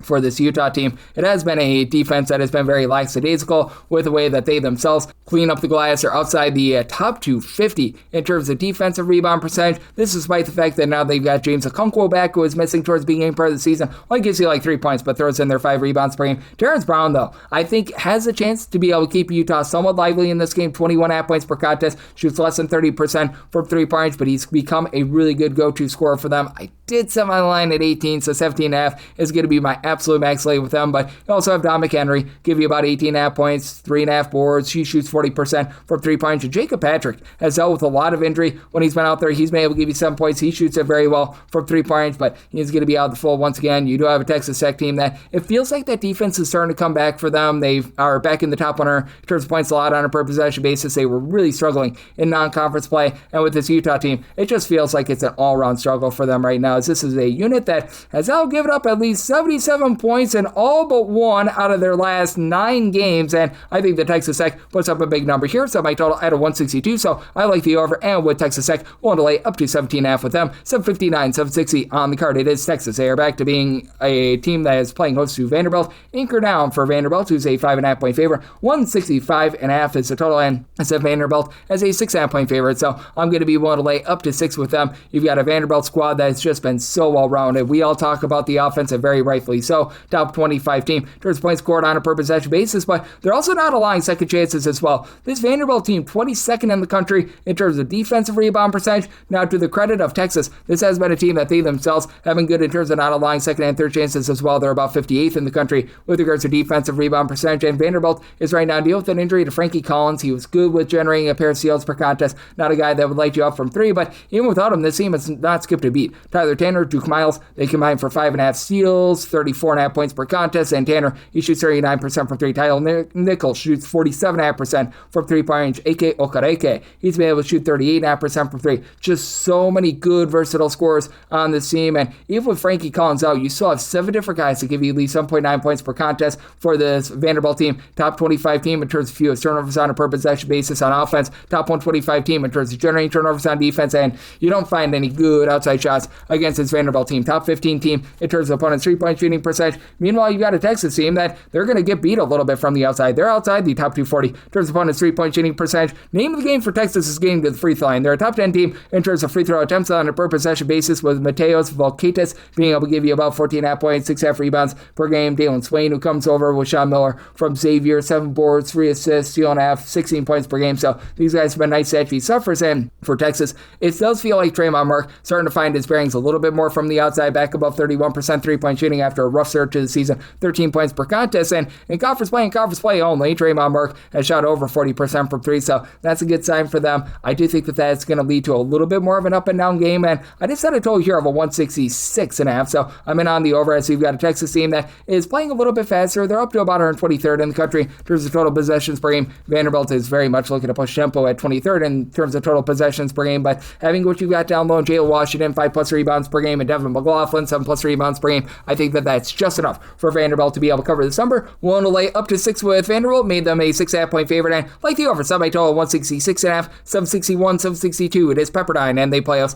to Portland. The Waves of Pepperdine are a home underdog of 1.5 to 2.5 points, 145.5 to 146.5 is the total, and with this Pepperdine team, I did set them as a 4.5 point favorite. I'm actually going to be willing to take a shot here. Now for Portland, they've been a top 125 team with regards to their 2-point shooting percentage, and man, you got a pair of teams that are not doing a good job of taking care of the ball whatsoever. For Pepperdine, 295th in the country in terms of turnovers on a per possession basis. More of a country average mark, though, when they're at home. Meanwhile, this Portland team, they are 317th, and they turn the ball over on nearly 21% of possessions away from home, and that was really what did it in for me, as you've got a Portland team that has had a pair of freshmen really do a nice job stepping up in the backcourt, as Timo George has been able to get this team right around about 12.5 points per game, throws in there nearly 5 rebounds per contest as well. It's dealt with a little bit of injury, though. We have not seen him since the turn of the new year, and he's probably going to be out once again in this game, so that leaves a lot to Joel Foxwell, who's been able to supply 14.5 points, 7 assists, but he also turns the ball over a little bit over 3 times per contest, shoots 35.5% from 3-point range, and other than Malachi Balu,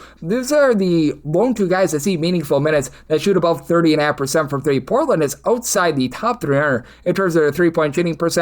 They've also been getting absolutely lambasted on defense. This team is outside the top 275 in terms of points allowed on a per possession basis. To their credit, top 200 team in terms of generating turnovers, but even though Pepperdine has been less than tremendous in terms of taking care of the ball, and they too are a team that's outside the top 275 in terms of both opponents' 2-point and 3-point shooting percentage, I do think that they're going to find a way to get to the free throw line, where they've been very good. They're shooting 76.5% of the free throw line, top 50 mark in the country, and then you've got a trio of guys in Aaron Clark, Javon Cooley, and Style Phipps, who all give you between 12 and 13 points per game. Cooley throws in their 5 rebounds per contest, and Phipps, very versatile, 6.5 rebounds, 5 assists. He only shoots about 21% from 3, and Cooley shoots 32.5% from 3, and it's a Pepperdine team that they shoot less than 29.5% from 3-point range. That is outside the top 325 in all of college basketball, but they've been able to do an okay job on the glass. They've been a top 225 team with regards to rebound percentage. You've got a guy in Danilo Dosic who's saying 6'10". He's been able to give you about 11 points, shoots about 32% from 3-point range. With Portland being shorthanded and Portland being the team that's actually been much worse in terms of taking care of the ball, I do think that Pepperdine is going to be able to get the job done in a game where you're going to have quite a few possessions, especially with this Portland team being about 75th in the country in terms of total possessions per game. Pepperdine is slower at about 239th, but I do like Pepperdine to be able to get the job done at home. So I total at a 146.5, so we'll take Pepperdine outright on the money line, and at a 145.5, I'm in on that over. 763, 764 on the card. South Carolina is on the road against Arkansas. Arkansas is a favorite here of 10.5 to 11 points. So on this game, it is 157.5, and I did make South Carolina the 12.5-point underdog. I'm going to be willing to lay with Arkansas. Now, I recognize that Arkansas is not necessarily a team that's going to be completely bearing down with their defense or anything like that, but this team has been just very clean and efficient on offense. 15th in the country in terms of fewest turnovers on a per possession basis. Now, to give South Carolina a little bit of credit where it is due, in terms of turnovers on a per possession basis away from home, they're a top 10 team in all of college basketball, and South Carolina has been very good in terms of driving the ball down low. If you look at 2-point shooting percentage, this South Carolina team is actually 25th in all of college basketball. That's actually better than what Arkansas is. Problem is, they're outside the top 275 in terms of their 3-point shooting percentage, and this is a South Carolina team that they take over 45% of their shots from three-point range. Meanwhile, you've got an Arkansas team that's 15th in the country in terms of points per possession, while South Carolina, they're more around about 56th. And I like what Mongolian Mike has been able to bring to the table for South Carolina. Very versatile guy, right around about 6'8", 12 points, 5.5 boards, 3 assists, but he only shoots about 31% from 3. Mickey Johnson shoots 33% from 3, and you don't have any of your top 6 scorers shooting above 33% from the outside. Grant Polk, he gives you 5.5 points, shoots 44% from 3. He's outside the top 6. He's been able to give you a little bit of something. But for South Carolina, this team also doesn't fight for second and third chances outside the top 250 in terms of their offensive rebound percentage. Not too bad on the defensive glass, but they do leave themselves a little bit vulnerable from the inside. They've actually allowed teams to shoot less than 30% from 3, though they've been really good with regards to that exterior defense, but they're also not generating any turnovers whatsoever. South Carolina outside the top 3 in terms of turnovers forced on a per possession basis, so that means clean possessions for an Arkansas team that has Darius Acuff and Malik Thomas in the backcourt combined for 35.5 points per contest between the two of them. They shoot about 40% from 3, over 80% at the free throw line. You've had Billy the Kid Richmond give you 8.5 points. Doesn't necessarily pop it well from 3, but he does a good job of just flowing the offense very smoothly. And Trevon Brazil, I think, is going to be a tough matchup for the South Carolina team. 7 boards, stealing half, blocking half, 13.5 points, 42% 3-point shooting. It's not a South Carolina team with necessarily a whole lot of size, and the guys with size don't necessarily give you a lot of scoring. Like, you've been able to get a few rebounds out of Norton Topic, but he's not really a guy that's going to take over a game. Jordan Butler, he's saying 7 feet tall, but he's only giving you about 4 points per contest, and I do think that this is going to turn into a little bit more of an up and down game. You've got an Arkansas team that, in terms of total possessions per game, they are checking in more in that neighborhood, about 54th in the country in terms of total possessions per game, top 50 at home, and I think that they get the job done here. So by total at a 160.5, like the over. And with Arkansas, I'm willing to lay up to 12 with them. 765, 766 on the card. It's Oregon State. They play also Loyola Marymount. Loyola Marymount is a pick-up to a 1.5 point favorite. Total on this game, 140.5 to 141.5. And for the Mount, I did set them as a 5.5 point favorite. I'm going to be willing to lay the number. This Loyola Marymount team has been very good on defense. Top 65 team in terms of points allowed on a per possession basis. Top 30 team in terms of opponents' 2-point shooting percentage as well. And they've dealt with injury throughout the season. Jan Vide being out for like 5 or so games was an issue, but he's back and he's been the main facilitator. 4.5 assists, 13.5 points per game, and he shoots over 40% from 3. Roddy Brown shoots over 40% from 3 with about 14 points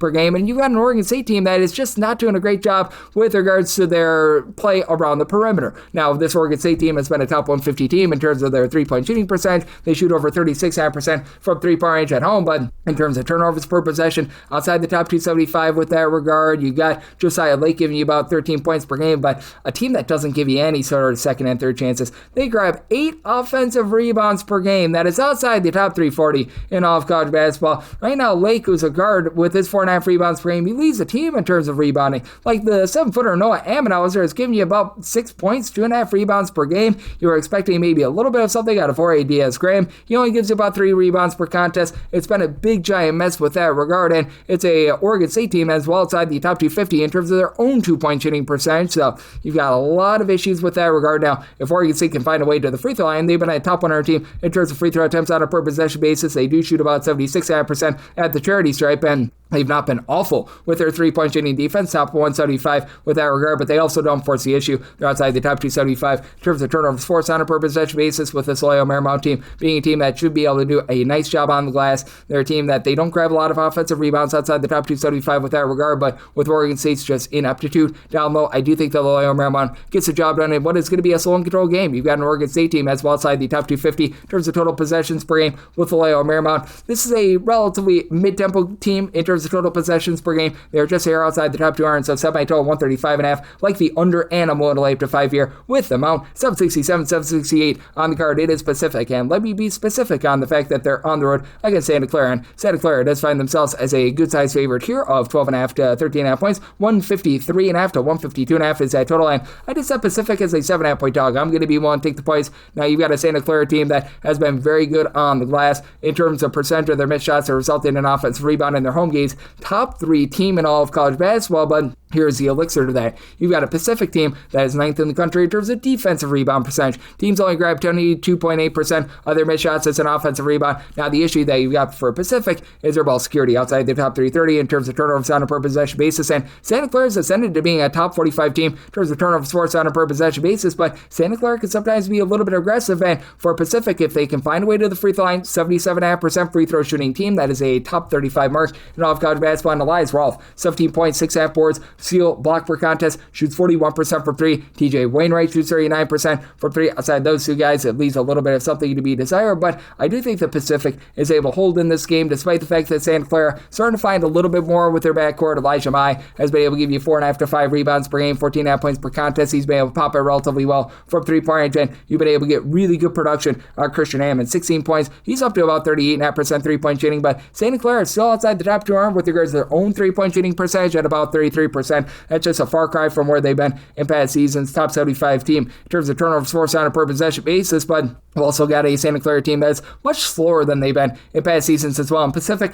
they're not looking to push tempo. Pacific, 264th in terms of total possessions per game. Santa Clara more in that neighborhood, about 134th. So I think that you get a little bit more of a slow and control game without a lot of second chances. So set a line of 7.5. Won't take the points with the Pacific. And on the under, semi-total at a 147.5. 769, 770 on the card. Utah State plays us in Nevada. Nevada is a underdog of 12.5 to 13 points. So on this game, it is 151.5 to 152.5. Semi line at 11. I'm going to be willing to take the points with Nevada. Now, this is a Nevada team that's getting relatively cooked from the outside, and you've got a Utah State team that's been a top 12 team in terms of turnovers forced on a per possession basis, and it's a Utah State team that as a collective, they shoot over 36% from 3 points. Mason Fosloff, high 33-point shooter. He's been able to give you 15 plus points per contest, and MJ Collins, right around 20 points per contest, one of the best mid-major players in all of college basketball for Nevada. Away from home, they are allowing teams to shoot 37% from 3 points, but what I think keeps them lively in this game is the fact that Utah State has been such a good turnover team. That means a little bit less in this game with a Nevada team that's been amazing at taking care of the ball. 8th in the country in terms of fewest turnovers on a per possession basis, specifically away from home. Number 2 team in all of college basketball in that regard. And you've got just a really well-rounded backcourt for this Nevada team in general. They brought in a lot of transfers that have been able to do a good job of gelling with one another. Your main guy in Tayshaun Comer has been able to give you 14 points, 4 assists per contest. He shoots 39.5% from 3 points. Chuck Bailey shoots over 40% per 3 with 8 points per contest. You've had Elijah Price be able to contribute about 12.5 points,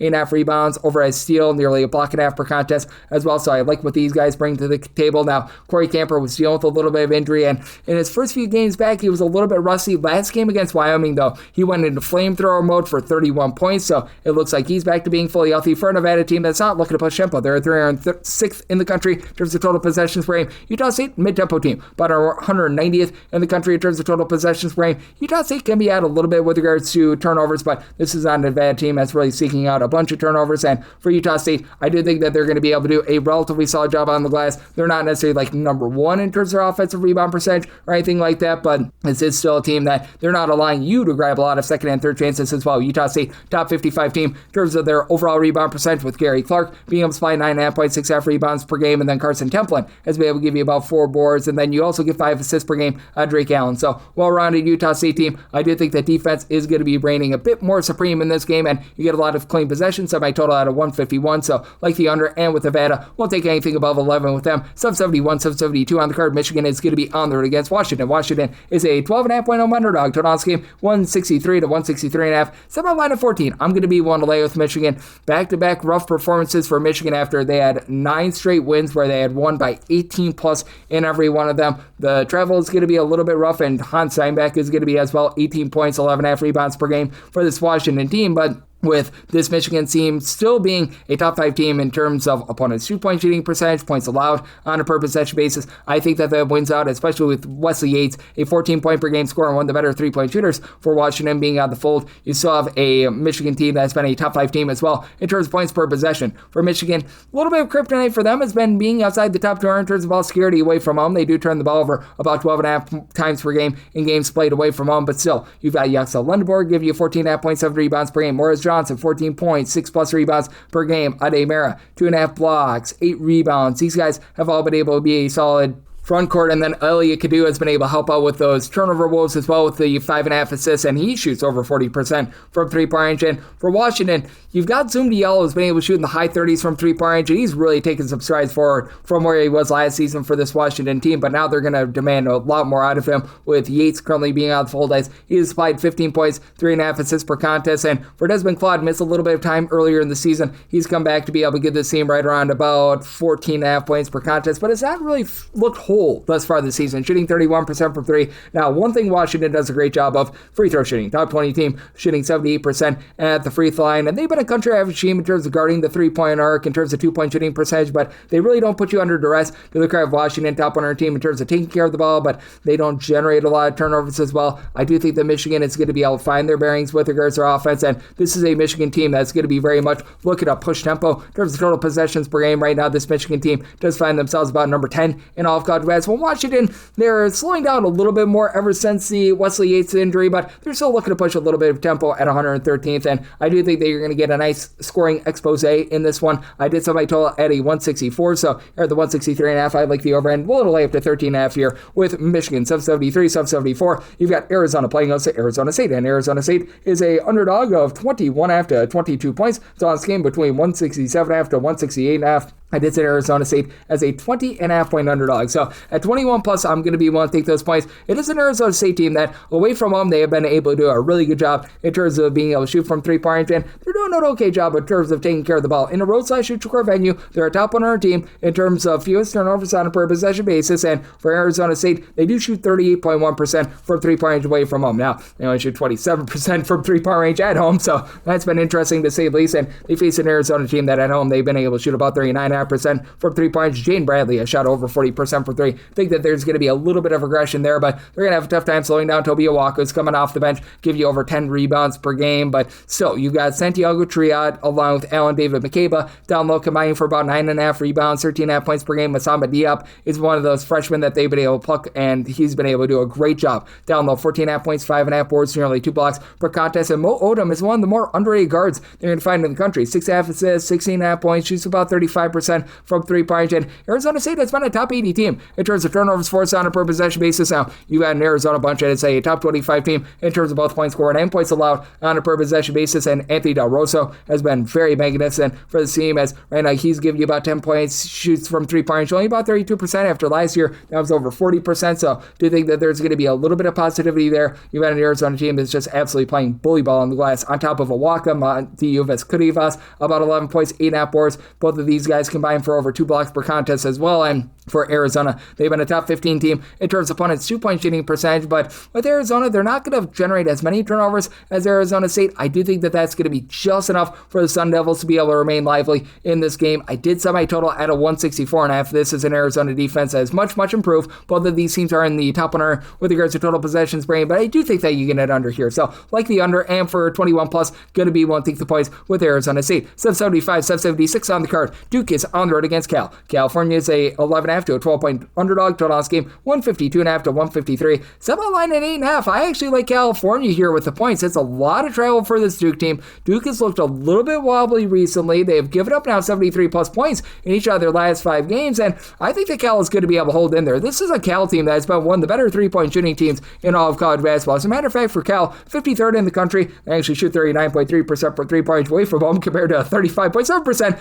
at home, but they've been been rock solid there. Duke is more around about 88th in the country, and they actually shoot better from three-point range away from home rather than at home. And we've got two teams that play at a relatively similar pace. Right now for Duke, about 130th in the country in terms of total possessions per game. Cal a little bit slower at about 195th, but this has also been a Cal team that, even though they don't really grab a lot of second and third chances, this team is outside the top 150 in terms of their offensive rebound percentage. They've been able to do a good job in terms of not allowing a ton of second and third chances and not allowing a lot easy inside. They're outside the top 100 with regards to their defensive rebound percentage, but in terms of their interior defense, this is a Cal team that is right now a top 50 team in terms of opponents' two-point shooting percentage, and their home games teams shoot less than 44.5% from two-point range against them. Meanwhile, you do have a Duke team that has been still a top 25 team in terms of points allowed on a per possession basis. They do a good job on the inside, and you've got Isaiah Evans, who's been able to shoot in the mid-30s from three-point range. He's giving you over 13 points per contest, and obviously Cameron Boozer, he's the main attraction right now for this Duke team. 23 points, 9.5 boards, 4 assists from three-point range. He's currently shooting about 30% from three-point range. You've got Caleb Foster shooting 40% from three, but it does feel like outside of Boozer, you don't necessarily get a ton of guard play from this Duke team. They become a top 85 team in terms of turnovers forced on a per possession basis, but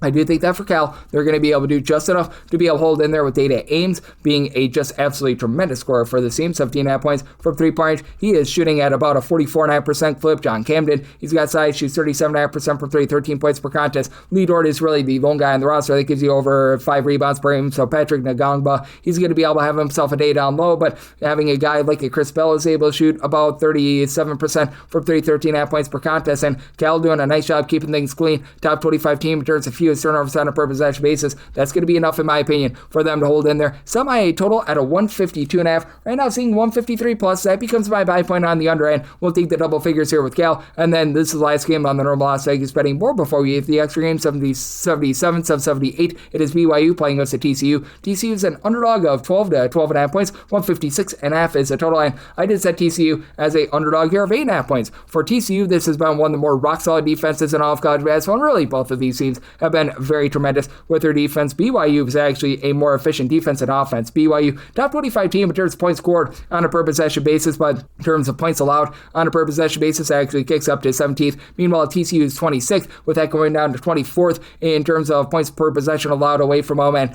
they are 14th in terms of turnovers generated on a per possession basis. Now, you do have to go up against a BYU offense that has been very efficient. AJ Devanza, he has really been able to find it. Had not been a great three-point shooter to begin the season, but that's been coming along for the ride. He's been able to give the team right around about 22.5 points, 7 boards, nearly 4 assists. He shoots now about 33% from three-point, and then your main two three-point shooters, Richie Saunders, Robert Wright, they combine for nearly 37 points per contest. Both shoot over 40% from three. You've been able to get 5.5 assists per contest out of Wright, and this is a BYU team that's not really going to put you under too much duress or outside the top 100 in terms of turnovers generated on a per possession basis. And BYU is fast, but not necessarily warp speed fast, about 68th in the country in terms of total possessions per game. TCU, they're about 124th in all of college basketball as well. They actually play significantly faster away from home, but with David Punch down low, I think that he matches up pretty well with Kebakita. Both of these guys have been able to give their respective teams over 6.5 rebounds per game. With Punch, more like 7.8 rebounds and 2.5 blocks per game. You got Jaden Pierre along with Xavier Edmonds combined shoot about 42% from three-point range. Both give you between 10.5 to 11 points per contest. And Luteris Lavicius, he comes over from Oregon State. He's been a nice ancillary piece. 39.5% three-point shooter, 9 points per game. With the way that TCU is able to generate turnovers, but on top of generating turnovers, they're a top 100 team with regards to their own two-point shooting percentage defense. And TCU, a little bit pedestrian on offense, while outside the top 75 in terms of points per possession. I think that you get a little bit of a lower scoring game that TCU holds in. I set my line at 8.5. Want to take the points with TCU, and I'm going to be in on the under as well. And now we hit the extra games. The normal betting board picks are complete, but there are some extra games today, so we go into the bonus. 306-501, 306-502, it's Holy Cross. They play us Army, and Army does find themselves as a underdog here of 4 points. I'm actually seeing this get up to 7 points in one spot. Total on this game between 140 to 141. I said Holy Cross is a 5.5 point favorite. I'm going to be 108 to 5 with them. That 7 is coming with minus 138 juice, so that's interesting to say the least. But I mean, it does get to a 6+. I would be willing to take the points with Army, as Army is a team that is very content to shoot it from three. Over 51% of their shots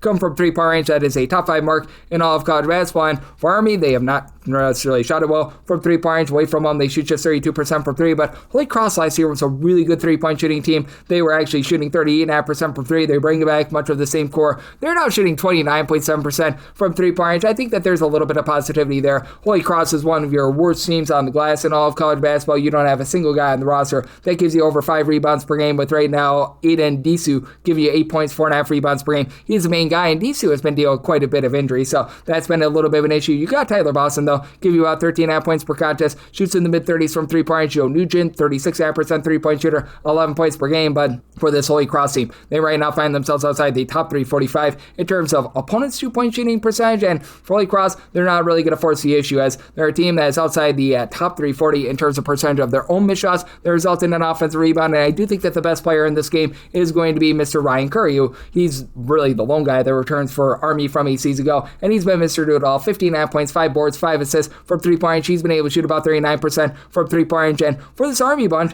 they are outside the top 275 in terms of both their own two-point shooting percentage and opponents' two-point shooting percentage, but they've also been a top 175 team in terms of rebound percentage. You've got Tate Lasowski, who's been able to give you about 5 boards, 5 points per contest. Jackson Bell, he shoots in that neighborhood about 40% from 3, 10.5 points per game. You've got a lot of mixing and shaking with really your main 8 for this Army team, and I do think that with Holy Cross just really struggling from three-point range, they should see a little bit of a come up there, but Army's been about a country average team with regards to opponents' three-point shooting percentage. Think that this is close enough for late game falling, so 5 or less, willing to lay with Holy Cross, 6 or more in on the points with Army, but somebody told a 141.5, so at a 141 or less, I like this total over. 306, 503, 306, 504. Lehigh is going to be on the road against Boston U. Boston U is a home underdog here of 1.5 points. To this game, it is 144.5, and I did set this total at a 141.5. I'm in on the under. This has been driven down from the opener of 147, and I do agree with the move, as you got a Boston U team that's just playing with absolutely no pace whatsoever. Right now, 350th in the country in terms of total possessions per game. Lehigh is not some sort of a warp speed team themselves at about 315th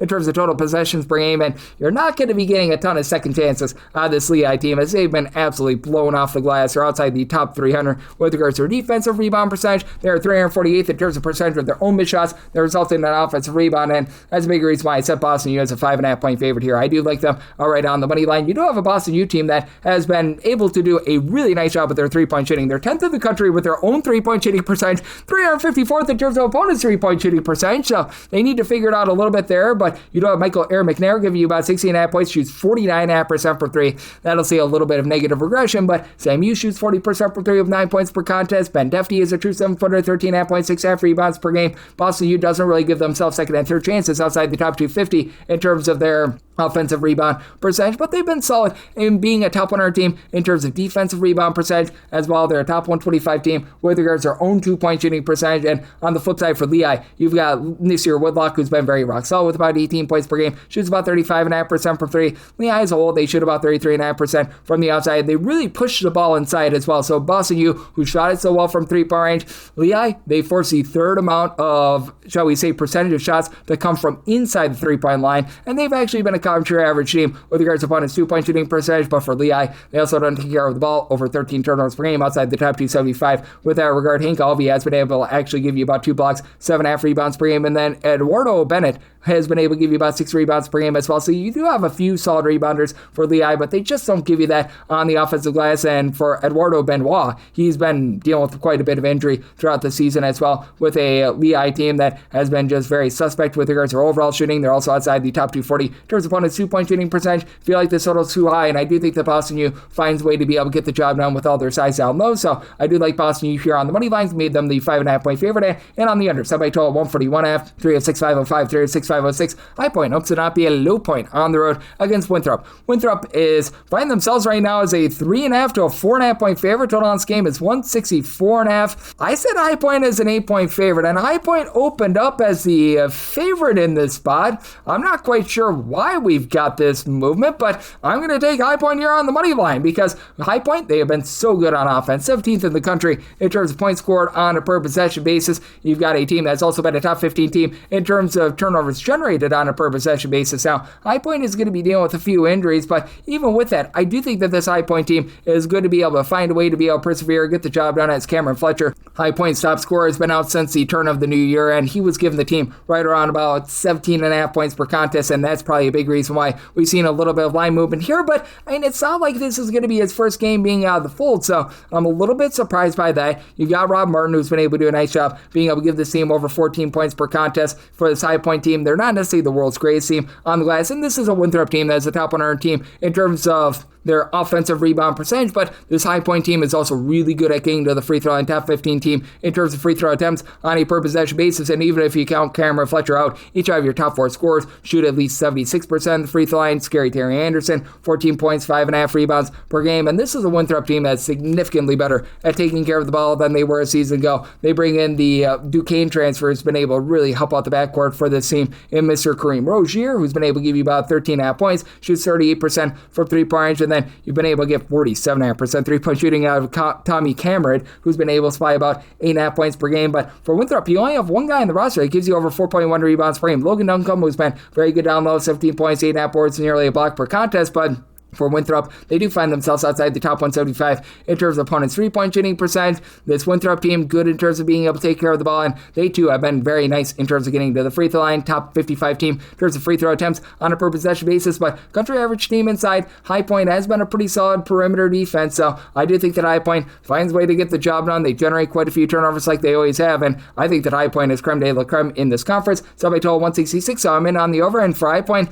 I like them on the money line. Very surprising line movement here. 306-507, 306-508. UNC Asheville is going to be on the road facing off against Presbyterian. Presbyterian finds themselves as a 1.5 point home underdog. Total on this game, it is 135 to a 137, and for Asheville, I set them as a 3.5 point favorite. So going to be one to lay up to 3 with them. Presbyterian outside the top 350 in terms of total possessions per game, and frankly not doing a great job in terms of taking care of the ball. They're outside the top 275 in terms of turnovers on a per possession basis. Asheville is as well, and for Presbyterian, this team is 46th in the country in terms of percentage of their missed shots that result in an offensive rebound. About 34.2% of their misses do become an offensive rebound, and for Asheville, that's outside the top 250 in all of college basketball, but this is an Asheville team that can very much light you up from three-point range. For UNC Asheville, right now they're 33rd in the country with their three-point shooting percentage at 37.2%, and that still maintains away from home. Away from home, they're shooting about 36.2% from three-point range, and for Asheville, the main kryptonite of this team has been those turnovers, and Presbyterian really doesn't force them, so that means a little bit more clean offense for them, as Cameron Taylor, Justin Wright, they both give you 17 points per game, and Wright has been Mr. Wright from three-point range, shooting 42.5% from three-point range. You've got Toya Solomon,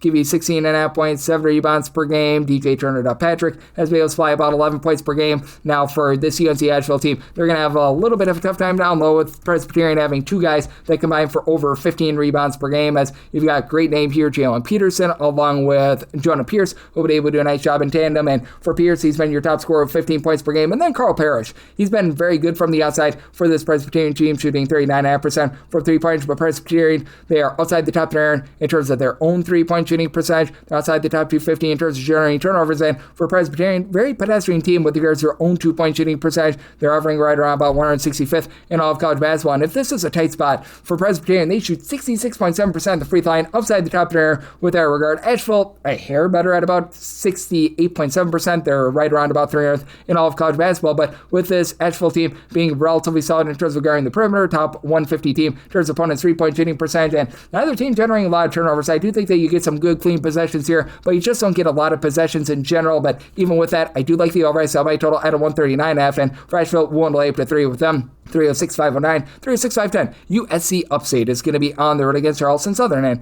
Charleston Southern is a favorite here of anywhere between 6.5 to 3.5 points. We are seeing some funky moves with regards to these extra games. So on this game, it is 154, and with this Charleston Southern team, I did set them as the favorite of 8.5 points. I'm going to be willing to lay the number for Charleston Southern. They are not going to be forcing any turnovers whatsoever outside the top 360 in terms of turnovers forced on a per possession basis. But what this Charleston Southern team does a really good job of is just being able to own the perimeter. As for Charleston Southern, they are shooting at home 41.8% from 3-point range. That is a top 25 mark in all of college basketball, and they don't let you get good looks from either 2-point range or 3-point range. They've been a top 150 team in terms of their points allowed on a per possession basis, and For Charleston Southern, they're allowing teams that only shoot about 30.8% from three-point range. Meanwhile, you've got an upstate team that they've been very much a whole is greater than some of its parts sort of team. You've got Kamani Gregory, who's back from a season ago, and he's been a main contributor with about 13.5 points per contest, shoots about 32% from three. Madison Bonaventure has been your top scorer, 15 points. He shoots about 32% from the outside. Upstate is a country average team. They shoot about 34.5% from three-point range, but for Upstate, they've had a little bit of a tough time down low outside the top 200 with regards to rebound percentage. You've only got one guy on the roster that gives you over 5.1 rebounds per game, Lyric Davis, 5.2 boards, right around about 9 points per game. Now, you do have Jeffrey Martinez, who's been able to give you about 2 blocks per contest. Cohen Salazar has been able to give you about a block per contest as well, so they haven't been too bad with regards to their interior defense. As a matter of fact, for Upstate, they're a top 100 team with regards to opponents' 2-point shooting percentage, but for this Charleston Southern team, you've got Bryson Blaine, who he typically comes in off the bench for the team, along with their number 2 scorer, Alan Sumler. These two guys, they combine for about 33 points per game. They combine to shoot about 37% from three-point range. Jesse Hafemeister has been able to shoot over 40% from three, and they've dealt with some injuries down low, but now they've got back Reese Jones, who's been able to give you 2 blocks per contest. You've got the Bradford brothers, who both give you about a block per contest as well. I do think that with this Charleston Southern team being able to do a really good job in terms of being able to give themselves second and third chances, top 125 team in terms of offensive rebound percentage, they themselves being a top 40 team with regards to their own 2-point shooting percentage defense, I do think that they find a way to be able to persevere, get the job done in what should be a little bit more of an up and down game. Charleston Southern, top 75 team in terms of total possessions per game. I did set my total though at a 148.5 with the way that Charleston Southern does not allow any sort of clean looks whatsoever in on the under, and I'm going to be willing to lay it here with Charleston Southern. 365-11, 365-12. Colgate is going to be on the road against Loyola, Maryland. Loyola is a underdog here of 8.5 points, 150 to 152 is the total line. Set my total 149.5. I do like the under. You've got a Colgate team that's really not looking to push a lot of tempo, 278th in the country in terms of total possessions per game.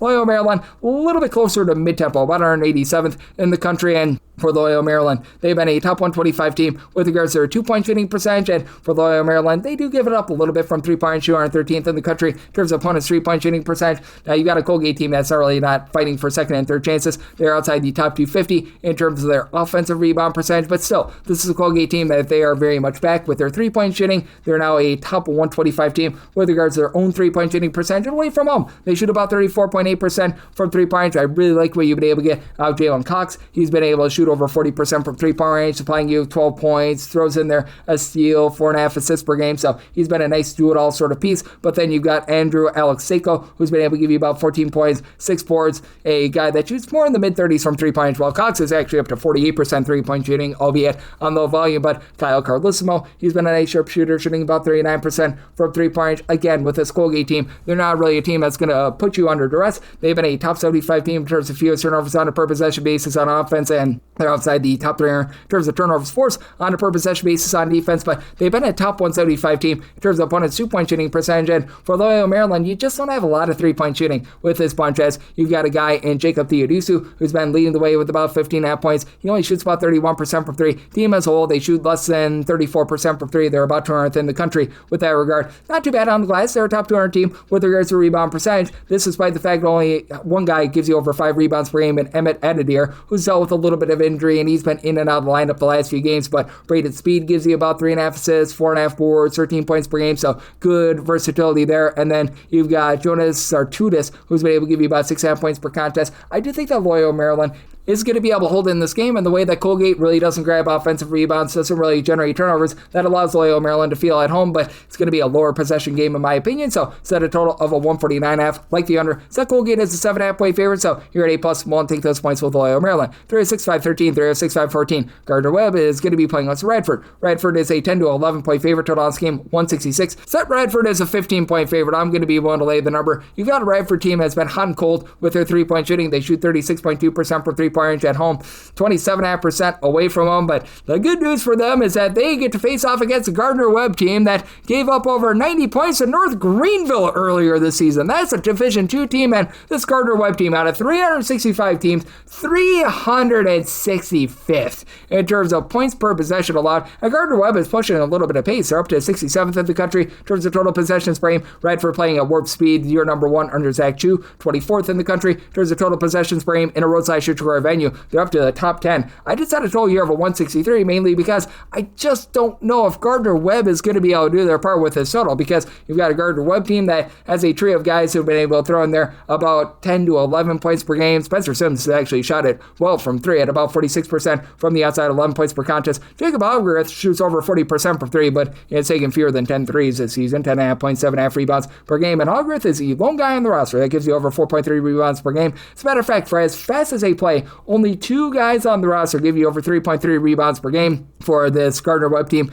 They're outside the top 340 in terms of opponents' 2-point and 3-point shooting percentage. They're outside the top 3 in terms of offensive rebound percentage, and they have to face off against a Radford bunch that has two guards that began their career in the ACC. Del Jones comes over for Clemson, 15 points, 3.5 assists. He's not the 3-point shooter that Dennis Parker is. Parker, 20 points, shoots 41% from 3-point range. Lucas Wells is now shooting 45% from 3-point range, and for Radford, they struggle a little bit with their defense. They're outside the top 3 in terms of opponents' 3-point shooting percentage, but nobody for Gardner Webb is really shooting well from 3, and this Radford team, top 125 team in terms of turnovers forced on a per possession basis. I think that they turn those turnovers into offense, but I just flat out don't think that Gardner Webb does a part with this total. Semi-total 163. I'm in on the under. I'm willing to lay up to 14.5 here with Radford. Wrap things up with 306, 515, 306, 516. Lafayette is going to be on the road against Bucknell. Bucknell is a favorite here of 4 points. So on game, it is 140, and for Lafayette, it's not the best at 3.5 point dog, so I'm going to be willing to take 4+. You've got a Bucknell team as well outside the top 275 in terms of points allowed on a per possession basis, and neither of these teams are going to be looking to play at an aggressive pace.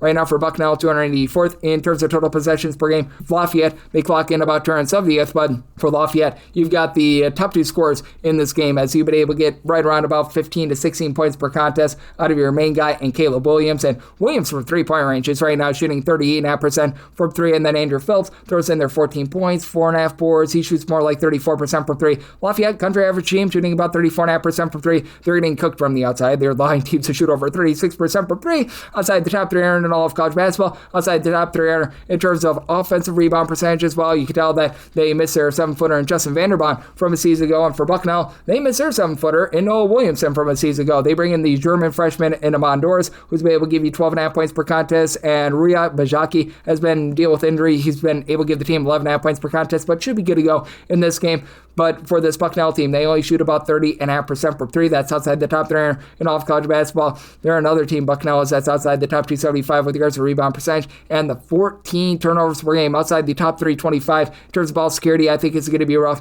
Now, Bucknell, they are also outside the top 350 in terms of opponents' 3-point shooting percentage. I do think that Lafayette going to remain lively here. It's going to be a lower possession game. I do think that both teams execute on offense with the way that neither team guards a perimeter, and you do have a little bit of 3-point shooting with the Lafayette team. So at 4+, I'm going to be willing to take those points, and I'm in on the over, and that'll wrap things up for the Wednesday edition of Coast to Coast Hoops, now part of the VSiN family of podcasts. Big thanks to Blake Lovell of Southeastern 16 for joining me in the last segment. If you do like hearing from this fine podcast, Coast to Coast Hoops, you're able to subscribe wherever your podcasts, Apple Podcasts, Google Play, Spotify, Stitcher, and TuneIn. If you have a question, comment, segment idea, what have you for this podcast, you have one or two ways we offer those in. First one is my Twitter/X timeline at gunit_81. Keep in mind, there CM, the email does not matter, so per usual, please do send these into the timeline. Other way is via an Apple Podcast review. If you rate this podcast 5 stars, it is very much appreciated. From there, you're able to fire in whatever you'd like to hear on this podcast via that 5-star review, and I'm with you guys every single day on this podcast with picks and analysis on every single game, every single day, so I'll be back with you once again tomorrow. Thank you. Como mamá, siempre quiero lo mejor para mi familia. Por eso quiero lo mejor en mi cocina. Y eso significa solo huevos Eggland's Best. No importa cómo los cocines, siempre saben frescos y deliciosos. Y tienen más vitaminas D y E y el doble de omega 3 que los huevos regulares. Entonces, ¿por qué conformarte con menos cuando puedes tener lo mejor? Eggland's Best. Mejor sabor, mejor nutrición, mejores huevos.